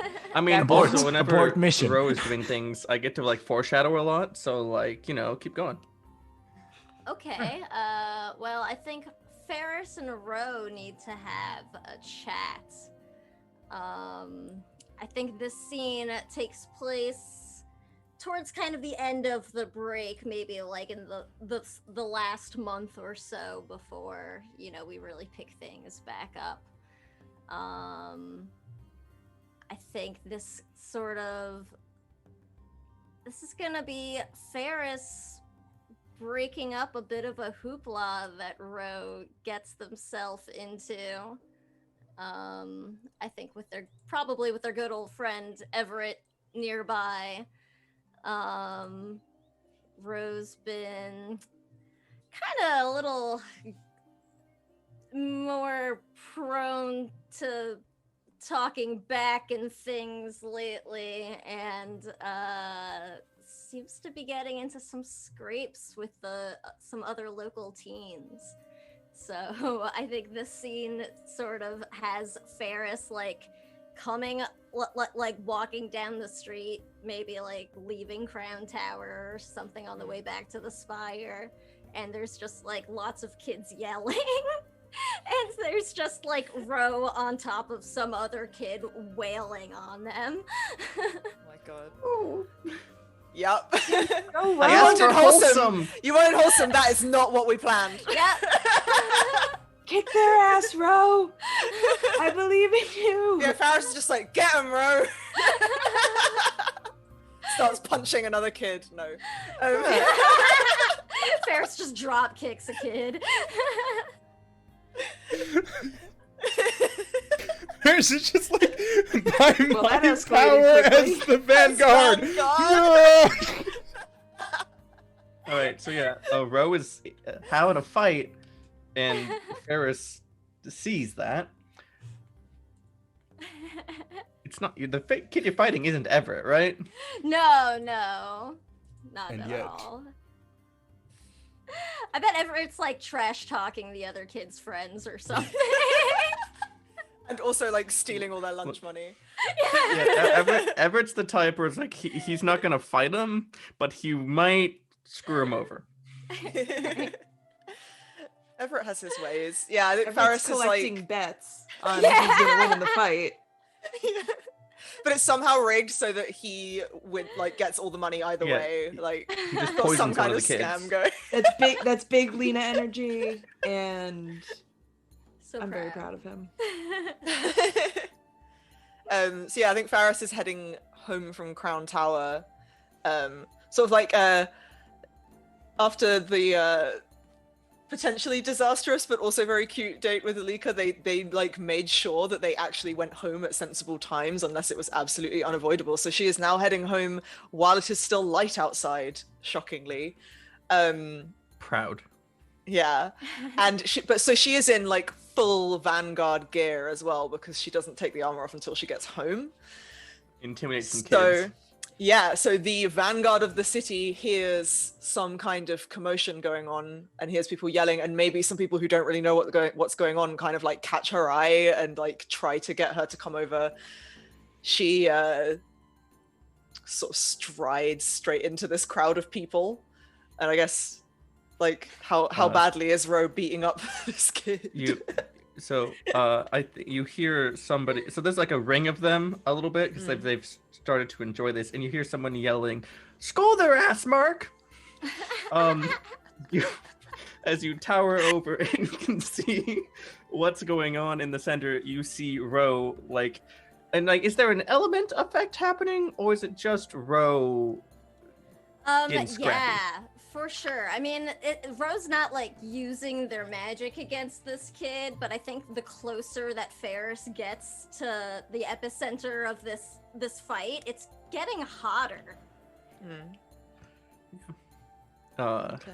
And Ro is winning by a lot. Oh yeah, I mean obviously. The crowd does not seem with them though. Right. I think like Faris is very clearly like intent on breaking up this fight, but the moment she sees that it's Ro, she just like breaks into a run, almost shoves a kid aside who's standing in the way, but like dodges around them at the last minute and just like grabs Ro by the back of their clothes and pulls them off with all her might and just like shoves them onto the ground behind her. I'm like The still kids. swinging as Ferris like picks Ro up. She's like, yeah, butt face! So some adult breaking up the fight, that's normal. Then the kids realize it's the vanguard of the city, and they get real quiet, and like some of them start to just straight book it. She like deposits Ro behind her and is like, "We will talk in a minute." And she turns back to the kids and tries to kind of go towards them, looking to help. And it's like, "I'm so sorry. I can heal you if you." And I'm assuming they just run. So some of them run. Some of them have gotten really quiet. The Mark, the kid that Ro was wailing on, looks like he has a black eye, and Right. his nose is bleeding. Faris just kneels down next to him and kind of holds a hand over his face and casts ablation on him. And he would feel like this warm magic kind of seeping into his bloodstream, and the wounds and bruises and stuff start to heal. Wipes the blood off from his like bridge. What do you call this? Above the lip? Like Cupid's arrow, I think it's called. Yeah, Cupid's bow. Wipes the blood off under his hand and says, looks up at you and goes, "Thanks. Can I go now?" Oh, sweet. Yes. Well, what's going on? Okay. You said yes before you asked what's going on. You just books it. She looks around to like any of the rest of the crowd that have kind of stuck around and is like, "Okay, there's nothing else to see here. Everyone get back to whatever you're doing." Everett appears out of seemingly nowhere next to Ro and pats them on the shoulder. It's like, and whispers something to Ro, which is just like a nice quiet, "You did good." Thanks, you was being such a butt. Faris has now turned back to look at Ro, sees Everett there, isn't surprised. Just like folds her arms. So are you Favorite going to copy explain? Ferris. Very cute. Are you going to explain, Ro? What? He started it. You know that you are far more powerful than the average kid. What the fuck were you doing? Well, he was being a big jerk and saying things that weren't true, and it wasn't nice, and he wouldn't stop it, so I had to make him stop it in his stupid face. What was he Bro's, saying? like, angry crying, and their tears are actually sort of starting to evaporate into steam, like, as they Oh. start getting angry while they talk. Yeah, Faris clocks this, and she just takes another step closer and puts a hand on Ro's shoulder. It's like, look, I don't like seeing you act that way, but I can tell you're upset, so just give yourself a moment to calm down, but I need you to tell me what happened. Well, Mark was saying all these mean things about you and our pack, and I didn't like it, so I made him stop.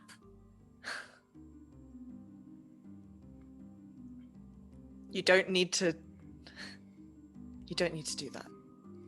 Look, people are going to say things about us. People have opinions about us. We don't like it either. That's not how we deal with it. Wasn't true. You didn't make the meteor hit the city. No, I didn't, but for some reason some people seem to believe that. But beating Yeah. the shit out of them isn't gonna change their minds. Well, then maybe now say lies. Oh, it's not fair. He said that Valarith doesn't need people like us making everything worse, and I know that's not true because we're gonna make everything better. But nobody cares.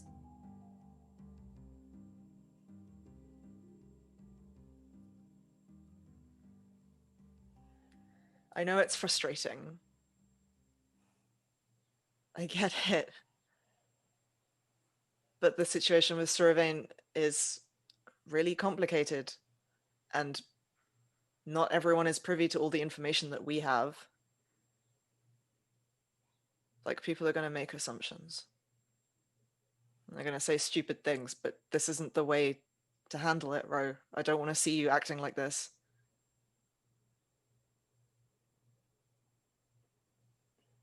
Well then, people shouldn't lie about me and my pack. No, they shouldn't.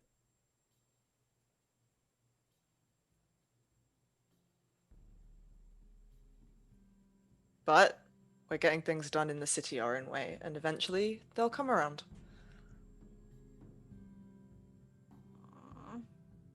I hope so. Is that all you're angry about? Just people saying mean lies about me and the others? Or is there something else? No? I don't know. Maybe. Rose sort of looking down at their feet, like kicking their sandaled toes into the dirt. I don't know. Maybe. Maybe I'm a little worried he was right. Not about you guys, because you're all really good heroes. But I always end up making things worse being here, and maybe I don't know, maybe I should go back to the forest. No.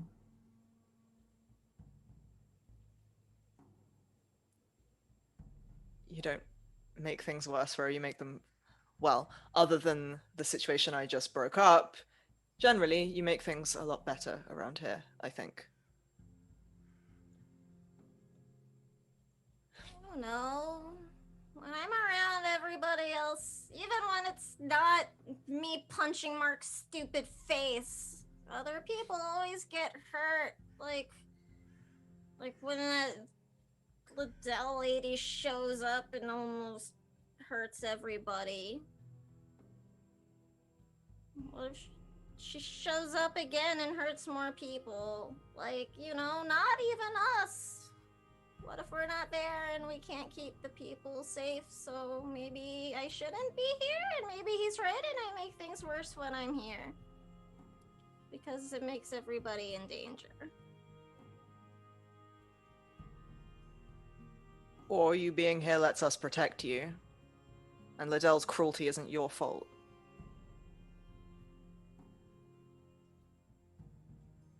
I don't like her. No, I don't either.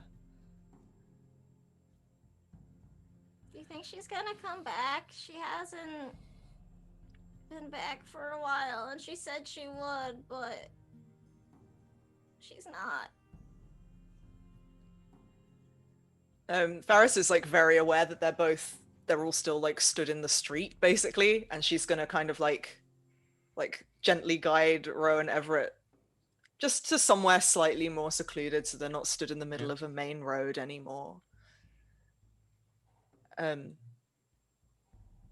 Look, Ro, I know you've been worried about Liddell. I've been trying to track down where she is.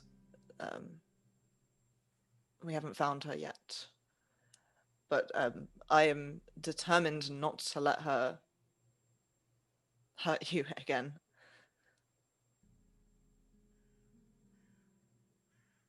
I don't want her to hurt anybody else.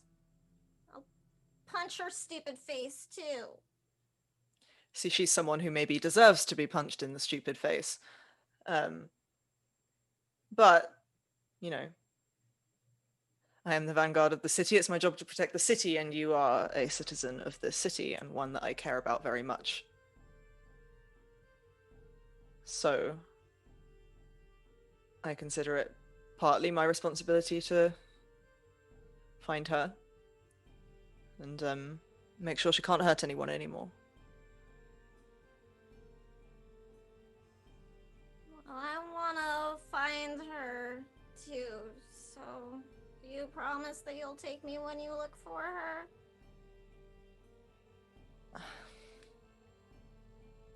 I don't know if I can promise that. I don't want to put you in danger again. But I don't know. She seemed to find me anyway, so I'd rather go to her first.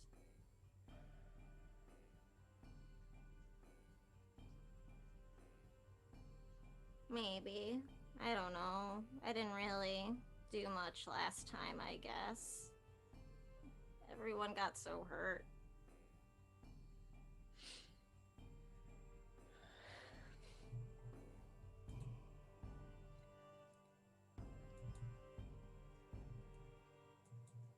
Look, something I've been trying to deal with is the fact that in the line of work I do, and I guess you have been tied up in as well, people get hurt all the time. It happens. We can do our best to protect one another. But I've been torturing myself over letting other people get hurt and feeling like I should have done more to protect them. And I don't want you to feel that way too. You shouldn't take that burden on. But these mean people keep showing up because of me for whatever reason. They don't seem to, I don't don't know. Everybody just gets hurt when they try to help me, so maybe you shouldn't help me so nobody else gets hurt. Well, we're never going to stop trying to help you, so tough. But yes, unfortunately, they probably will keep trying to show up. Keep showing up to try and hurt you. But like I said, I'm determined to make sure that doesn't happen. We just need to find... I need to find Liddell.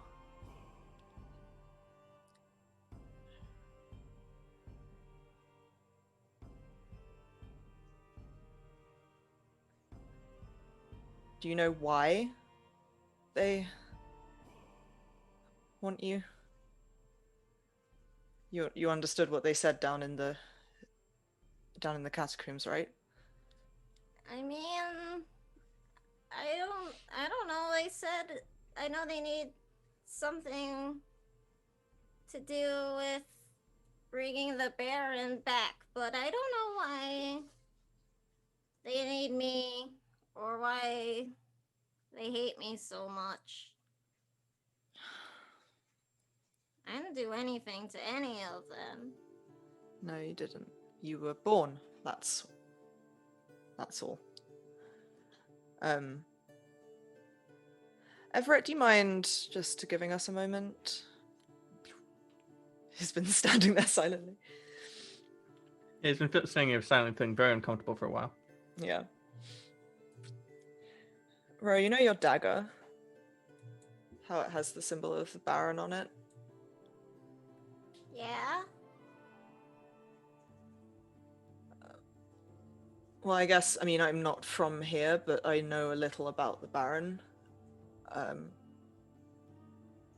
That's sort of the crest of his family. Like his pack.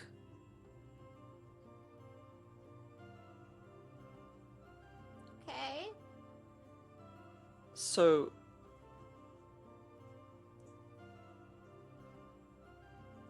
that symbol, anything with that symbol on it would have been given to someone who was from his pack. And Liddell is from his pack.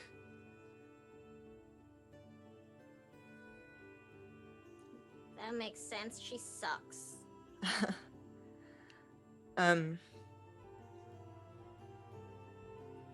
And from what I've been able to discern, it seems as though you are also from his pack. That you'd be his...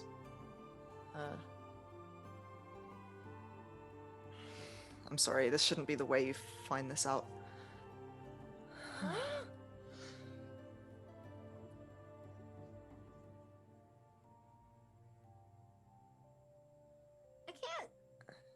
can't be in his pack. They said that a member of his family had a child that manifested the particular abilities that they hunted after, and that child was taken somewhere for their own protection, away from Valarith. It makes sense that that's Liddell's child, and that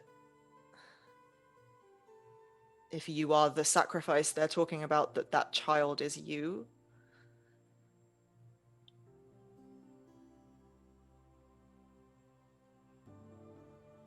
Oh. I'm sorry, I know that's a lot. It doesn't mean that you are like them, though.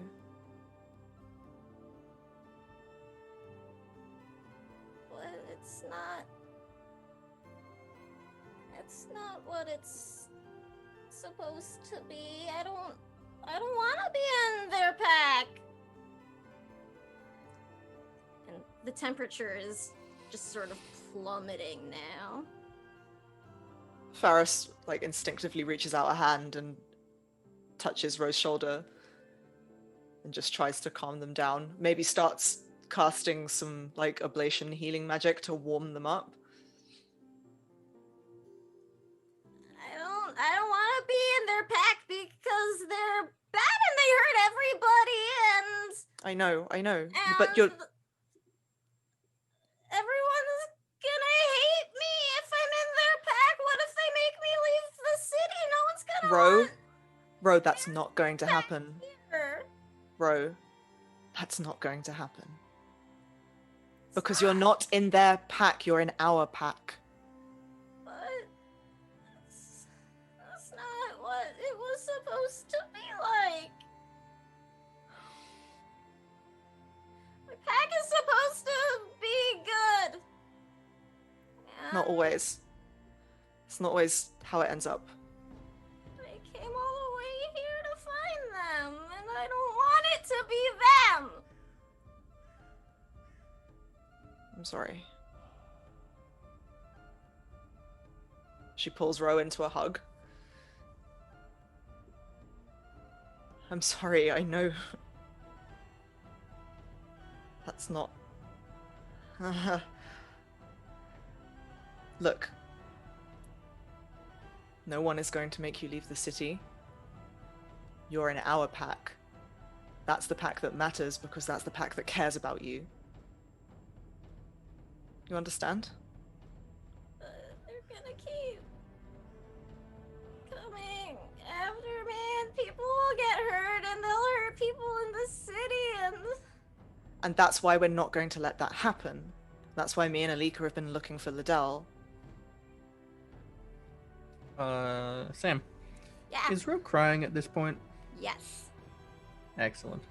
Continue. I think it's sort of leaving like almost icy trails down their cheek. And I the just rest realized how coming bad out in that made me puffs. look. Faris feels very bad. It's for a reason. It's important.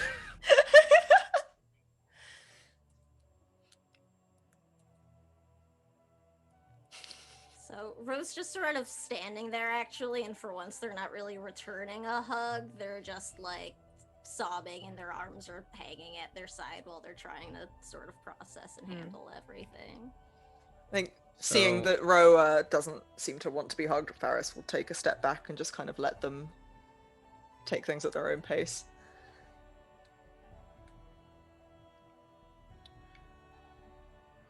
See, words.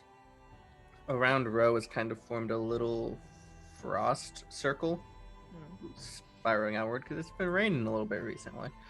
You live in a flying city, moisture isn't the norm. And at those racks of that saw, once again, off Ro's left heel, sends just a little bit of this silvery trail, which of course Ferris doesn't notice because she's attending to the sobbing child.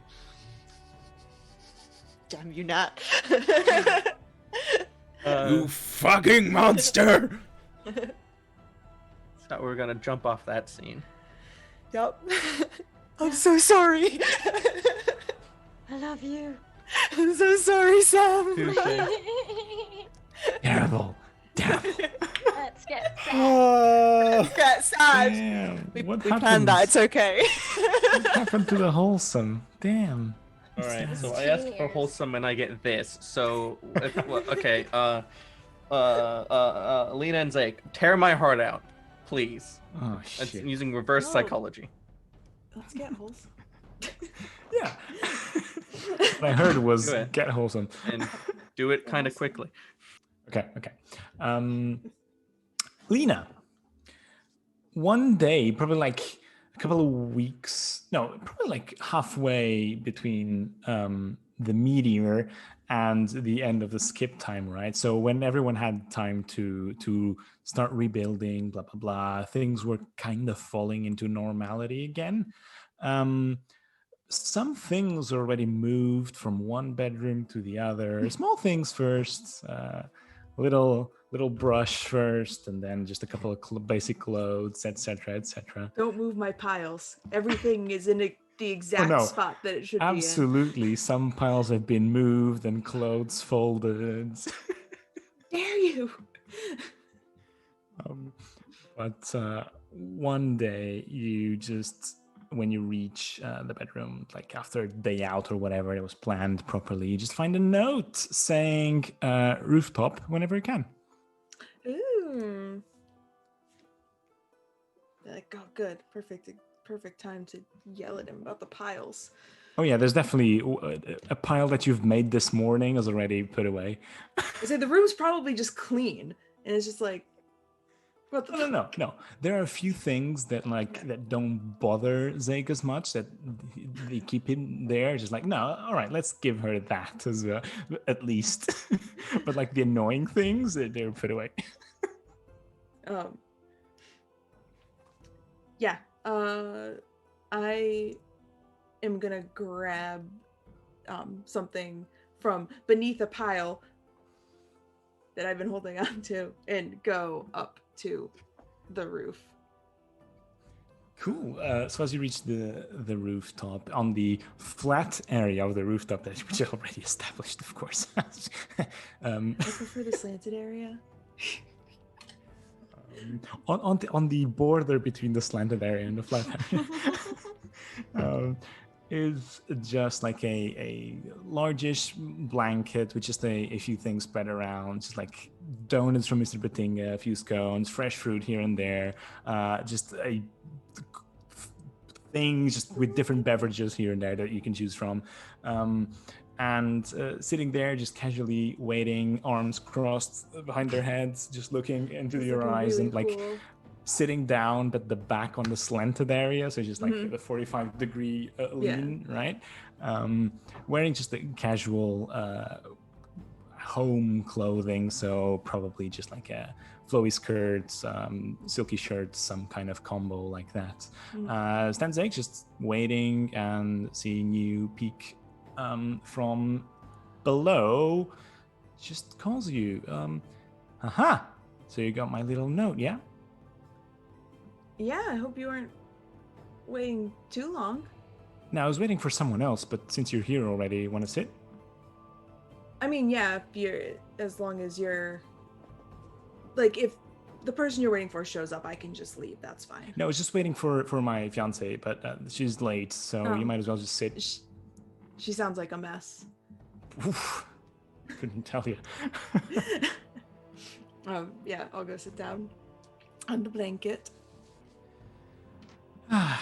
So, I thought since the last couple of months have been heavy, we could just forget all of that for like today and just chat like old times. I don't know.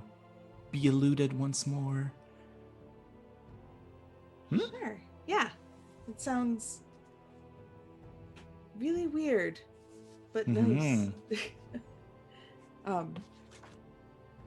Oh, I got you something. Oh. Okay. And she'll take out, it looks like just like a brown paper bag, and she'll hand it to you, and when she hands it to you, you'll see on her left hand she has from like the side of her hand, like down her wrist, is a tattoo that's new of just like a bunch of stars that go like kind of like from like the hand down the wrist. Oh. And she'll hand you the bag. That's new. Oh. Well, I mean, you have your stars. So I figured that I'd just get some of my own. Because, you know, just I don't want you to be alone.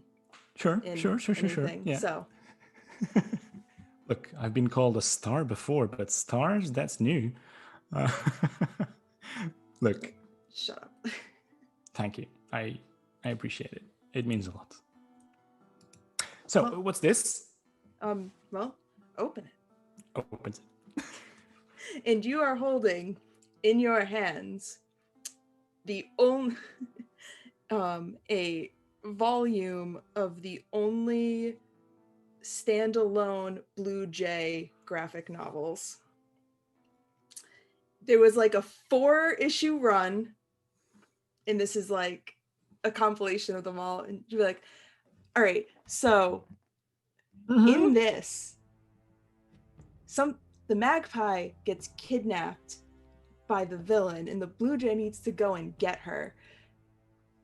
And it's obviously not as good as the magpie, but I saw it in a store and just really couldn't help myself. So I,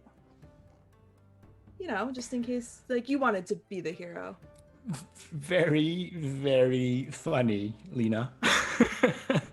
Thank you. I will treasure this with all my heart. And maybe I'll learn from the villain and kidnap you one of these days for your insolence. You could try. I mean, spoiler alert, he rescues her in the end. Of course. But... Because, of course, the magpie couldn't be finished in a Blue Jay comic, of course. Obviously not. Obviously not. I still want to figure out who writes this, by the way. Yeah, that's on my... It's a little further down on the list, but that's definitely something that I've been kind of wondering, because I've been reading through the ones that Ro has, and it's like spot on. That's so weird. How did it get you so well? And then just points at the Blue Jay comic.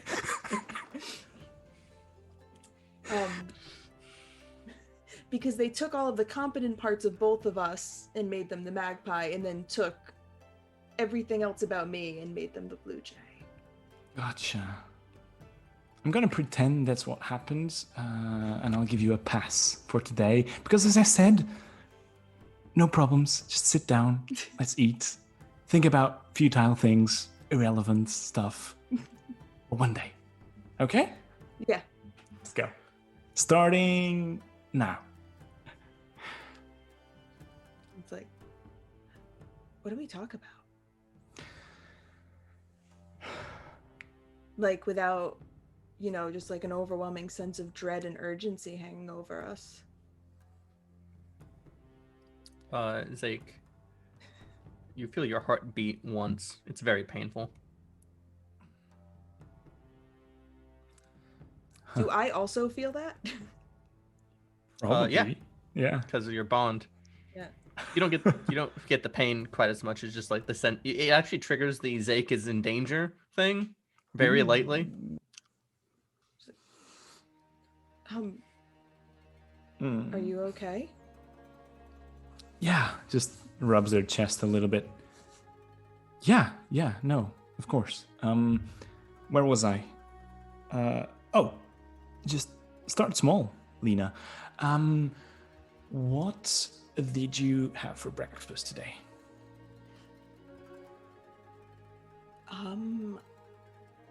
I had some scones from Mr. Batinga's. Of course. And a lot of tea. This is weird. Oh, it's weird if you make it weird. I tend to make things weird. No, you don't. I'm sorry, I'm just not... Nope, it's fine. It's fine. It's fine. Just have a conversation. Did you see that they're almost done rebuilding the Opera House? Yes. I mean, that was fast. Yeah, it looks even prettier than it did before the meteor hit it, so maybe not all... Maybe there's some silver lining there. Well, I guess we can't really avoid all the topics, can we? Second sentence, you already squeezed meteor in there. It's alright. It was a silly idea anyway. Let's just be ourselves. It's better. I spoke to Faris a few days back, Yeah? I know. I never stopped to think about it, but she's just a kid. I mean, we're all... a very strong kid. kid nonetheless. Yeah. I mean, I'm Anyway. not too much older than her. We're all pretty young for the Yeah. shit that we've seen, but You had a childhood. yeah, I guess that's true. So did I. Anyway, I gave her some advice. Let's see if that helps. Oh, did you? I tried. I gave her some advice too. Uh-oh. Lena, I mean, what? what did you tell her? I am just trying to use my personal experience with romance and being in a functioning relationship to help Ferris, to usher Ferris into a functioning romantic relationship because, yeah. Yeah. Okay, let's see how Listen, that I've works given out. worse advice, I'm sure. Yeah. Could have been life advice. That probably would have gone worse. I am not here to give anybody life advice. At least you're aware of it. Yeah, listen, I am not here to try and tell people or try to convince people that I know what I'm doing. That's what you're for. I don't need to know what I'm doing as long as I know what you're doing. I don't think that's right. I mean, I don't listen to you most of the time, but like at least I Exactly. know. I think I'm just, I would call it a crutch. You'd do fine without me. Don't worry. But I mean, if I didn't know what you were doing, then how would I know what You said not it to do? yourself. You don't listen to me, so might as well just do whatever. But hey, it's fine. Because crutch or not, I'm here to stay now. Come here. He just kind of lays down, scooches down a little bit and lays down on the rug, and just like puts their arm around you. Enough complaining, enough chatting, enough pretending. Let's just rest Yeah. for once. Yeah, and she'll like put her head on their chest and just like there's no heartbeat anymore. So it's just like weirdly quiet. And as we stand there for like 20 seconds or so, Zeke just kind of whispers, "You think anyone can see us up here?" And just scene end. Boom, boom. One more heartbeat. I don't like that. I don't like it at all. I don't like that. This is problematic. Like You gotta get my foreshadowing in. Come on. God. Enough. Ugh. Foreshadowed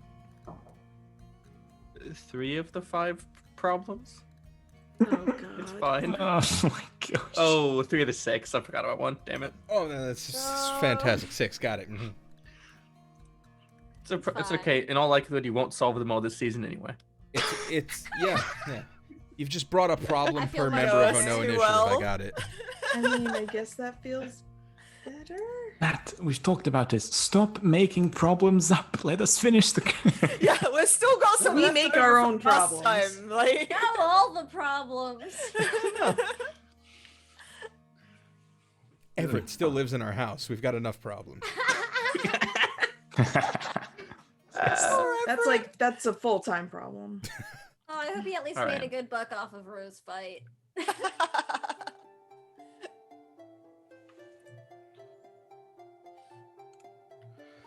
Sorry about that. So, the next is it's 6:30. That was a session of our game. Sorry, Oh, I know. 9:30 on my West Coast butt is 3 hours off. I'm sorry. It's 2:30 a.m., so it's fine. That like flew by. We could do more, right? Yeah, we can do more. Keep going. Yeah. If you have like a And 5-minute a- finisher where you can still Do we have have time, a right? wrapper-upper? Yeah. as Nat ponders if whatever have evil a- thing I have- they planned. I have a thing, but I don't think I can do it quick enough, so I'll just like wrap it in next time when we start actually playing the game. Okay. My thing.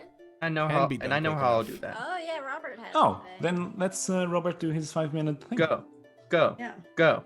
So all of us are, hanging out in the the place, the tower. The flat bit of the roof of Starfall Spire. Yeah. Yeah, we're all up there. I really just need to explain the structure of this roof because it does what you want it to do. It's complicated-ish. Just draw us a picture, but we're in the living room for now. Yeah, we're in the living room. And I would even say you guys are coming back down from maybe your time up there, and the doctor sees you. Oh, good. I'm glad you're here. I kind We of live wanted to here. do this with everyone here. Sorry, what? We live here. We live here. No, I meant back. You were not here in this room, and now you are. You didn't go looking for us, did you? No. Good. Carry on. So, Ferris, gave it all up. I know. About you too. I told him what the knots mean. Sorry. She's Oh. just like sat on the sofa or something. Yeah. It's lounging. I like it. I, Right, yes. Mm-hmm. you two are my family. In Sur, we have a old tradition. One from way back when Sur was actually still a bastion for good in the world. And I kind of wanted to do it for you. Normally it's the Father of the Dawn who does it, but fuck him. Fair. If you wouldn't mind, it's, in a manner, it's a connection through the light to people. Oh.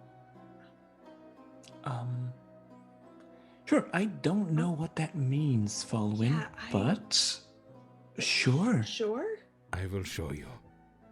And the doctor puts two fingers together, and you begin to see light.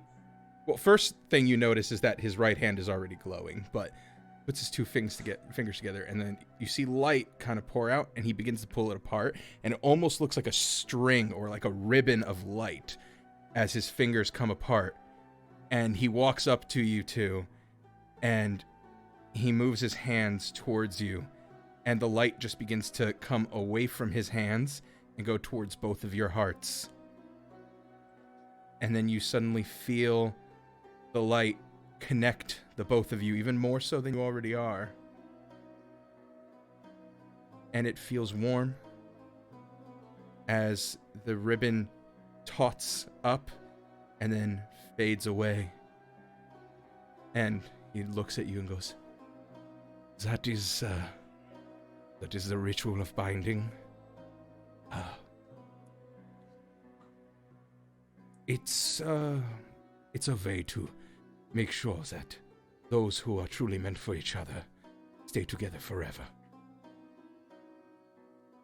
Anytime one of you may take healing, the other one will also get that exact healing. Oh, that's convenient. Looks at Lena.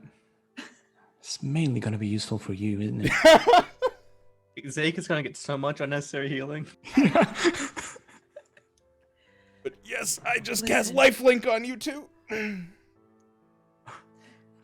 Yeah, that comment aside, Zeke just turns back to the doctor, grabs him by the forearm.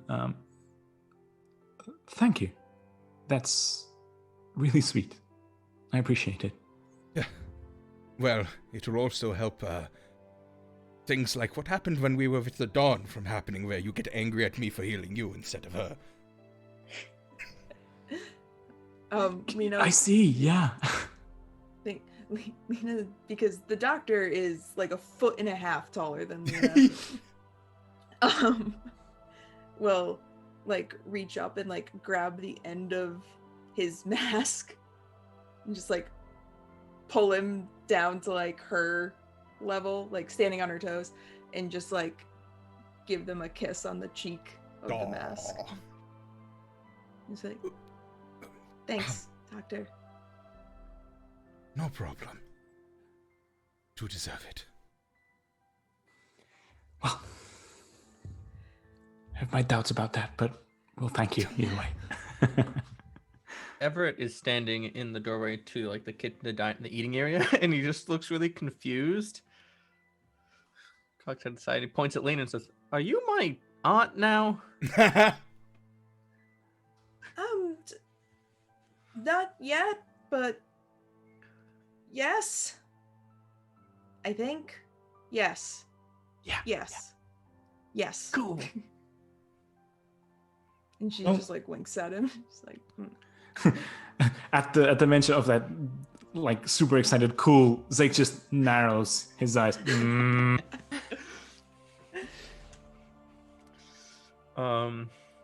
As we take ourselves out of the scene, I want to add one last little piece of foreshadowing because I'm a piece of shit like that. Of course you are. Following you kept it cool because it was an important, touching moment. But when that little bit of light faded, it didn't fade the right way. Normally, it just kind of like fades out like someone slid a dimmer switch. But there was something how it like curled and withered a little bit. It was very subtle. You have to have seen it a lot of times before to catch it. But there's something off about that. Nathaniel! Nunu, what have you done? Me?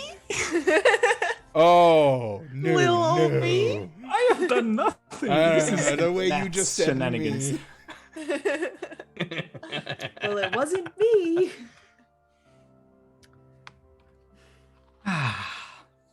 Look. This is the most mean I get to be today. Wait for tomorrow. I can be extra mean. Tomorrow or next week? I meant next week, but like, if you really want to be me to be mean tomorrow, I guess we could do. No, something. everyone I has to don't be know. nice to me tomorrow. Yeah. Have you mean to the rest of them, Yes. Sam? Oh yeah, okay, that's fine. Oh, speaking of which, Sam, happy early birthday. Aw, Happy thanks. early birthday, Sam! Tomorrow's Sam's No, birthday. I refuse to say that. It's bad luck in Portugal, so I'm not going to say. Yeah, it. but it's Sam's well, I birthday where you appreciate the live right now. consideration. I Yeah, know, it is I'm Sam's birthday consider- where you live. But it where is. you It's live right true. now, it is Sam's It's birthday. true. Yeah, Dude, it's true. fucked. Well, happy birthday, Sam. Heck yeah. Time zones be damned. It's just how All it right. works. This has been our excessively wholesome first session weird thing of season. Nat, What? no, Nat, you When? took all the wholesome and then threw Yeah. fucking silver strings and fucking things that are withering and everything into Like, it. like when Lena and Zake are some of the most wholesome content in a session, you know it's not a wholesome session. Yeah, come on. You Come were on. so wholesome. You two were so wholesome. And No, then we you were, made but a I'm heartbeat saying hurt. that. Well, That's a bad sign, Matt. Yeah, That's a Heartbeat bad thing sign. is and I'm saying you I can't really use Lena and Zake as a benchmark for wholesomeness. That's like No. Lena being the most relatable hero of Starfall Spire. Like it just doesn't Well, happen. you know, when Also Faris makes happened Rogue today. cry, someone else has to be wholesome. Oh, God. Like, Valid. like Lena has to be the most relatable person and also wholesome. This is too much pressure. I just want to fall off of a building and be sad. That's what I know. all right. Fair enough. How do we end these things again? It's been a while. Outros. Outros Outros. normally. We just escape. Go Gadget Robert. Hi, I'm Robert. You can find me on the internet at Voices of Robert. Do it. I'll be back here next Monday. Do it. Okay, bye. Go, Megan. Wow. Hi. Everyone, I'm Megan. You can find me most places you find people on the internet at MeganLynnFTW. You can find me here Mondays, obviously. Hello. Let's see. Oh, I'm also an indie game designer, and you can find any of my games on meganlynnftw.itch.io. If you like GMless games about being in space or being sad or being a robot or being a sad space robot, that's kind of the brand. And that's all I've got going on right now. So I'm going to pass it over to Izza. Hello, I'm Izza. You can find me on Twitter and Instagram and YouTube at Evil Clever Dog. On YouTube, I make videos about cosplay and crafting. They are cool. Come and watch them, please. I just made one about Hades, making the sword from Hades. It's cool. Please go watch it. And yeah, I'm also part of the Asians Represent podcast. The most recent episode of Critical Read Al-Kazim should be up on their YouTube channel on, I think, Wednesday. And also on Wednesdays, I stream with my friend Finn on twitch.tv/FinnTheBin playing Pokemon Soul Silver. It's a cute, fun time. Come join us. That's my stuff. Go Nuno. Hey. Hello. I'm Nunu. You can find me at JNunuTechs online, and thank you very much for being here. I'll be here next Monday again, playing Zake. And for now, that's all I'm doing. Soon, I may have to announce new things, but for now, that's it. Thank you very much. Next person. Hey everyone, I'm Sam. You can find me on Twitter at TheSamWisest. I am TheSamWiseGameG here on Twitch. I stream video games here. Sometimes I am off for this week because I'm moving and stuff. But otherwise, I will be back here on Wednesday with the crew of Agora's Bells, which is our high-level, nearing endgame fantasy age series. Come and check it out. This is gonna be a wild time. And that's it for me, Nat. Hi, I'm Nat. I was gonna say that today I wasn't the guide, I was just the guy who foreshadowed and played the NPCs, but frankly, I think that's how most of my guiding goes, so yeah, today I was the guide. If you want to see me more on the internet, I'm at CrimeNat on Twitter, KREIMNAT. And yeah, come back next Monday for more of this. I also want to call out that we are here at Commander Chimera sponsored by a slew of things. I want to call out particularly that we are Quest affiliates. So if you'd like to pick up this wonderful game, or they just announced some adventures that are looking really cool, the pins will really cool, anything, you can use our code no initiative, all caps, no spaces, for 10% off. And it's good game. Awesome stuff in there. Check out the shop. Yeah, Not that we used any of the mechanics from it today. No, we didn't, but it is a good game. Dice? People use dice for this? The one I used the time I mechanic. took my dice out ahead of time. I will say, however, that we didn't get the season 3 art showed off in full, so on our out, we're going to fade to that and leave it up for a little bit. It's been nice seeing you. Thanks for tuning in. Hope to see you next week. Love you. Woo woo. Tuesday. Love you guys. We love you. Goodbye.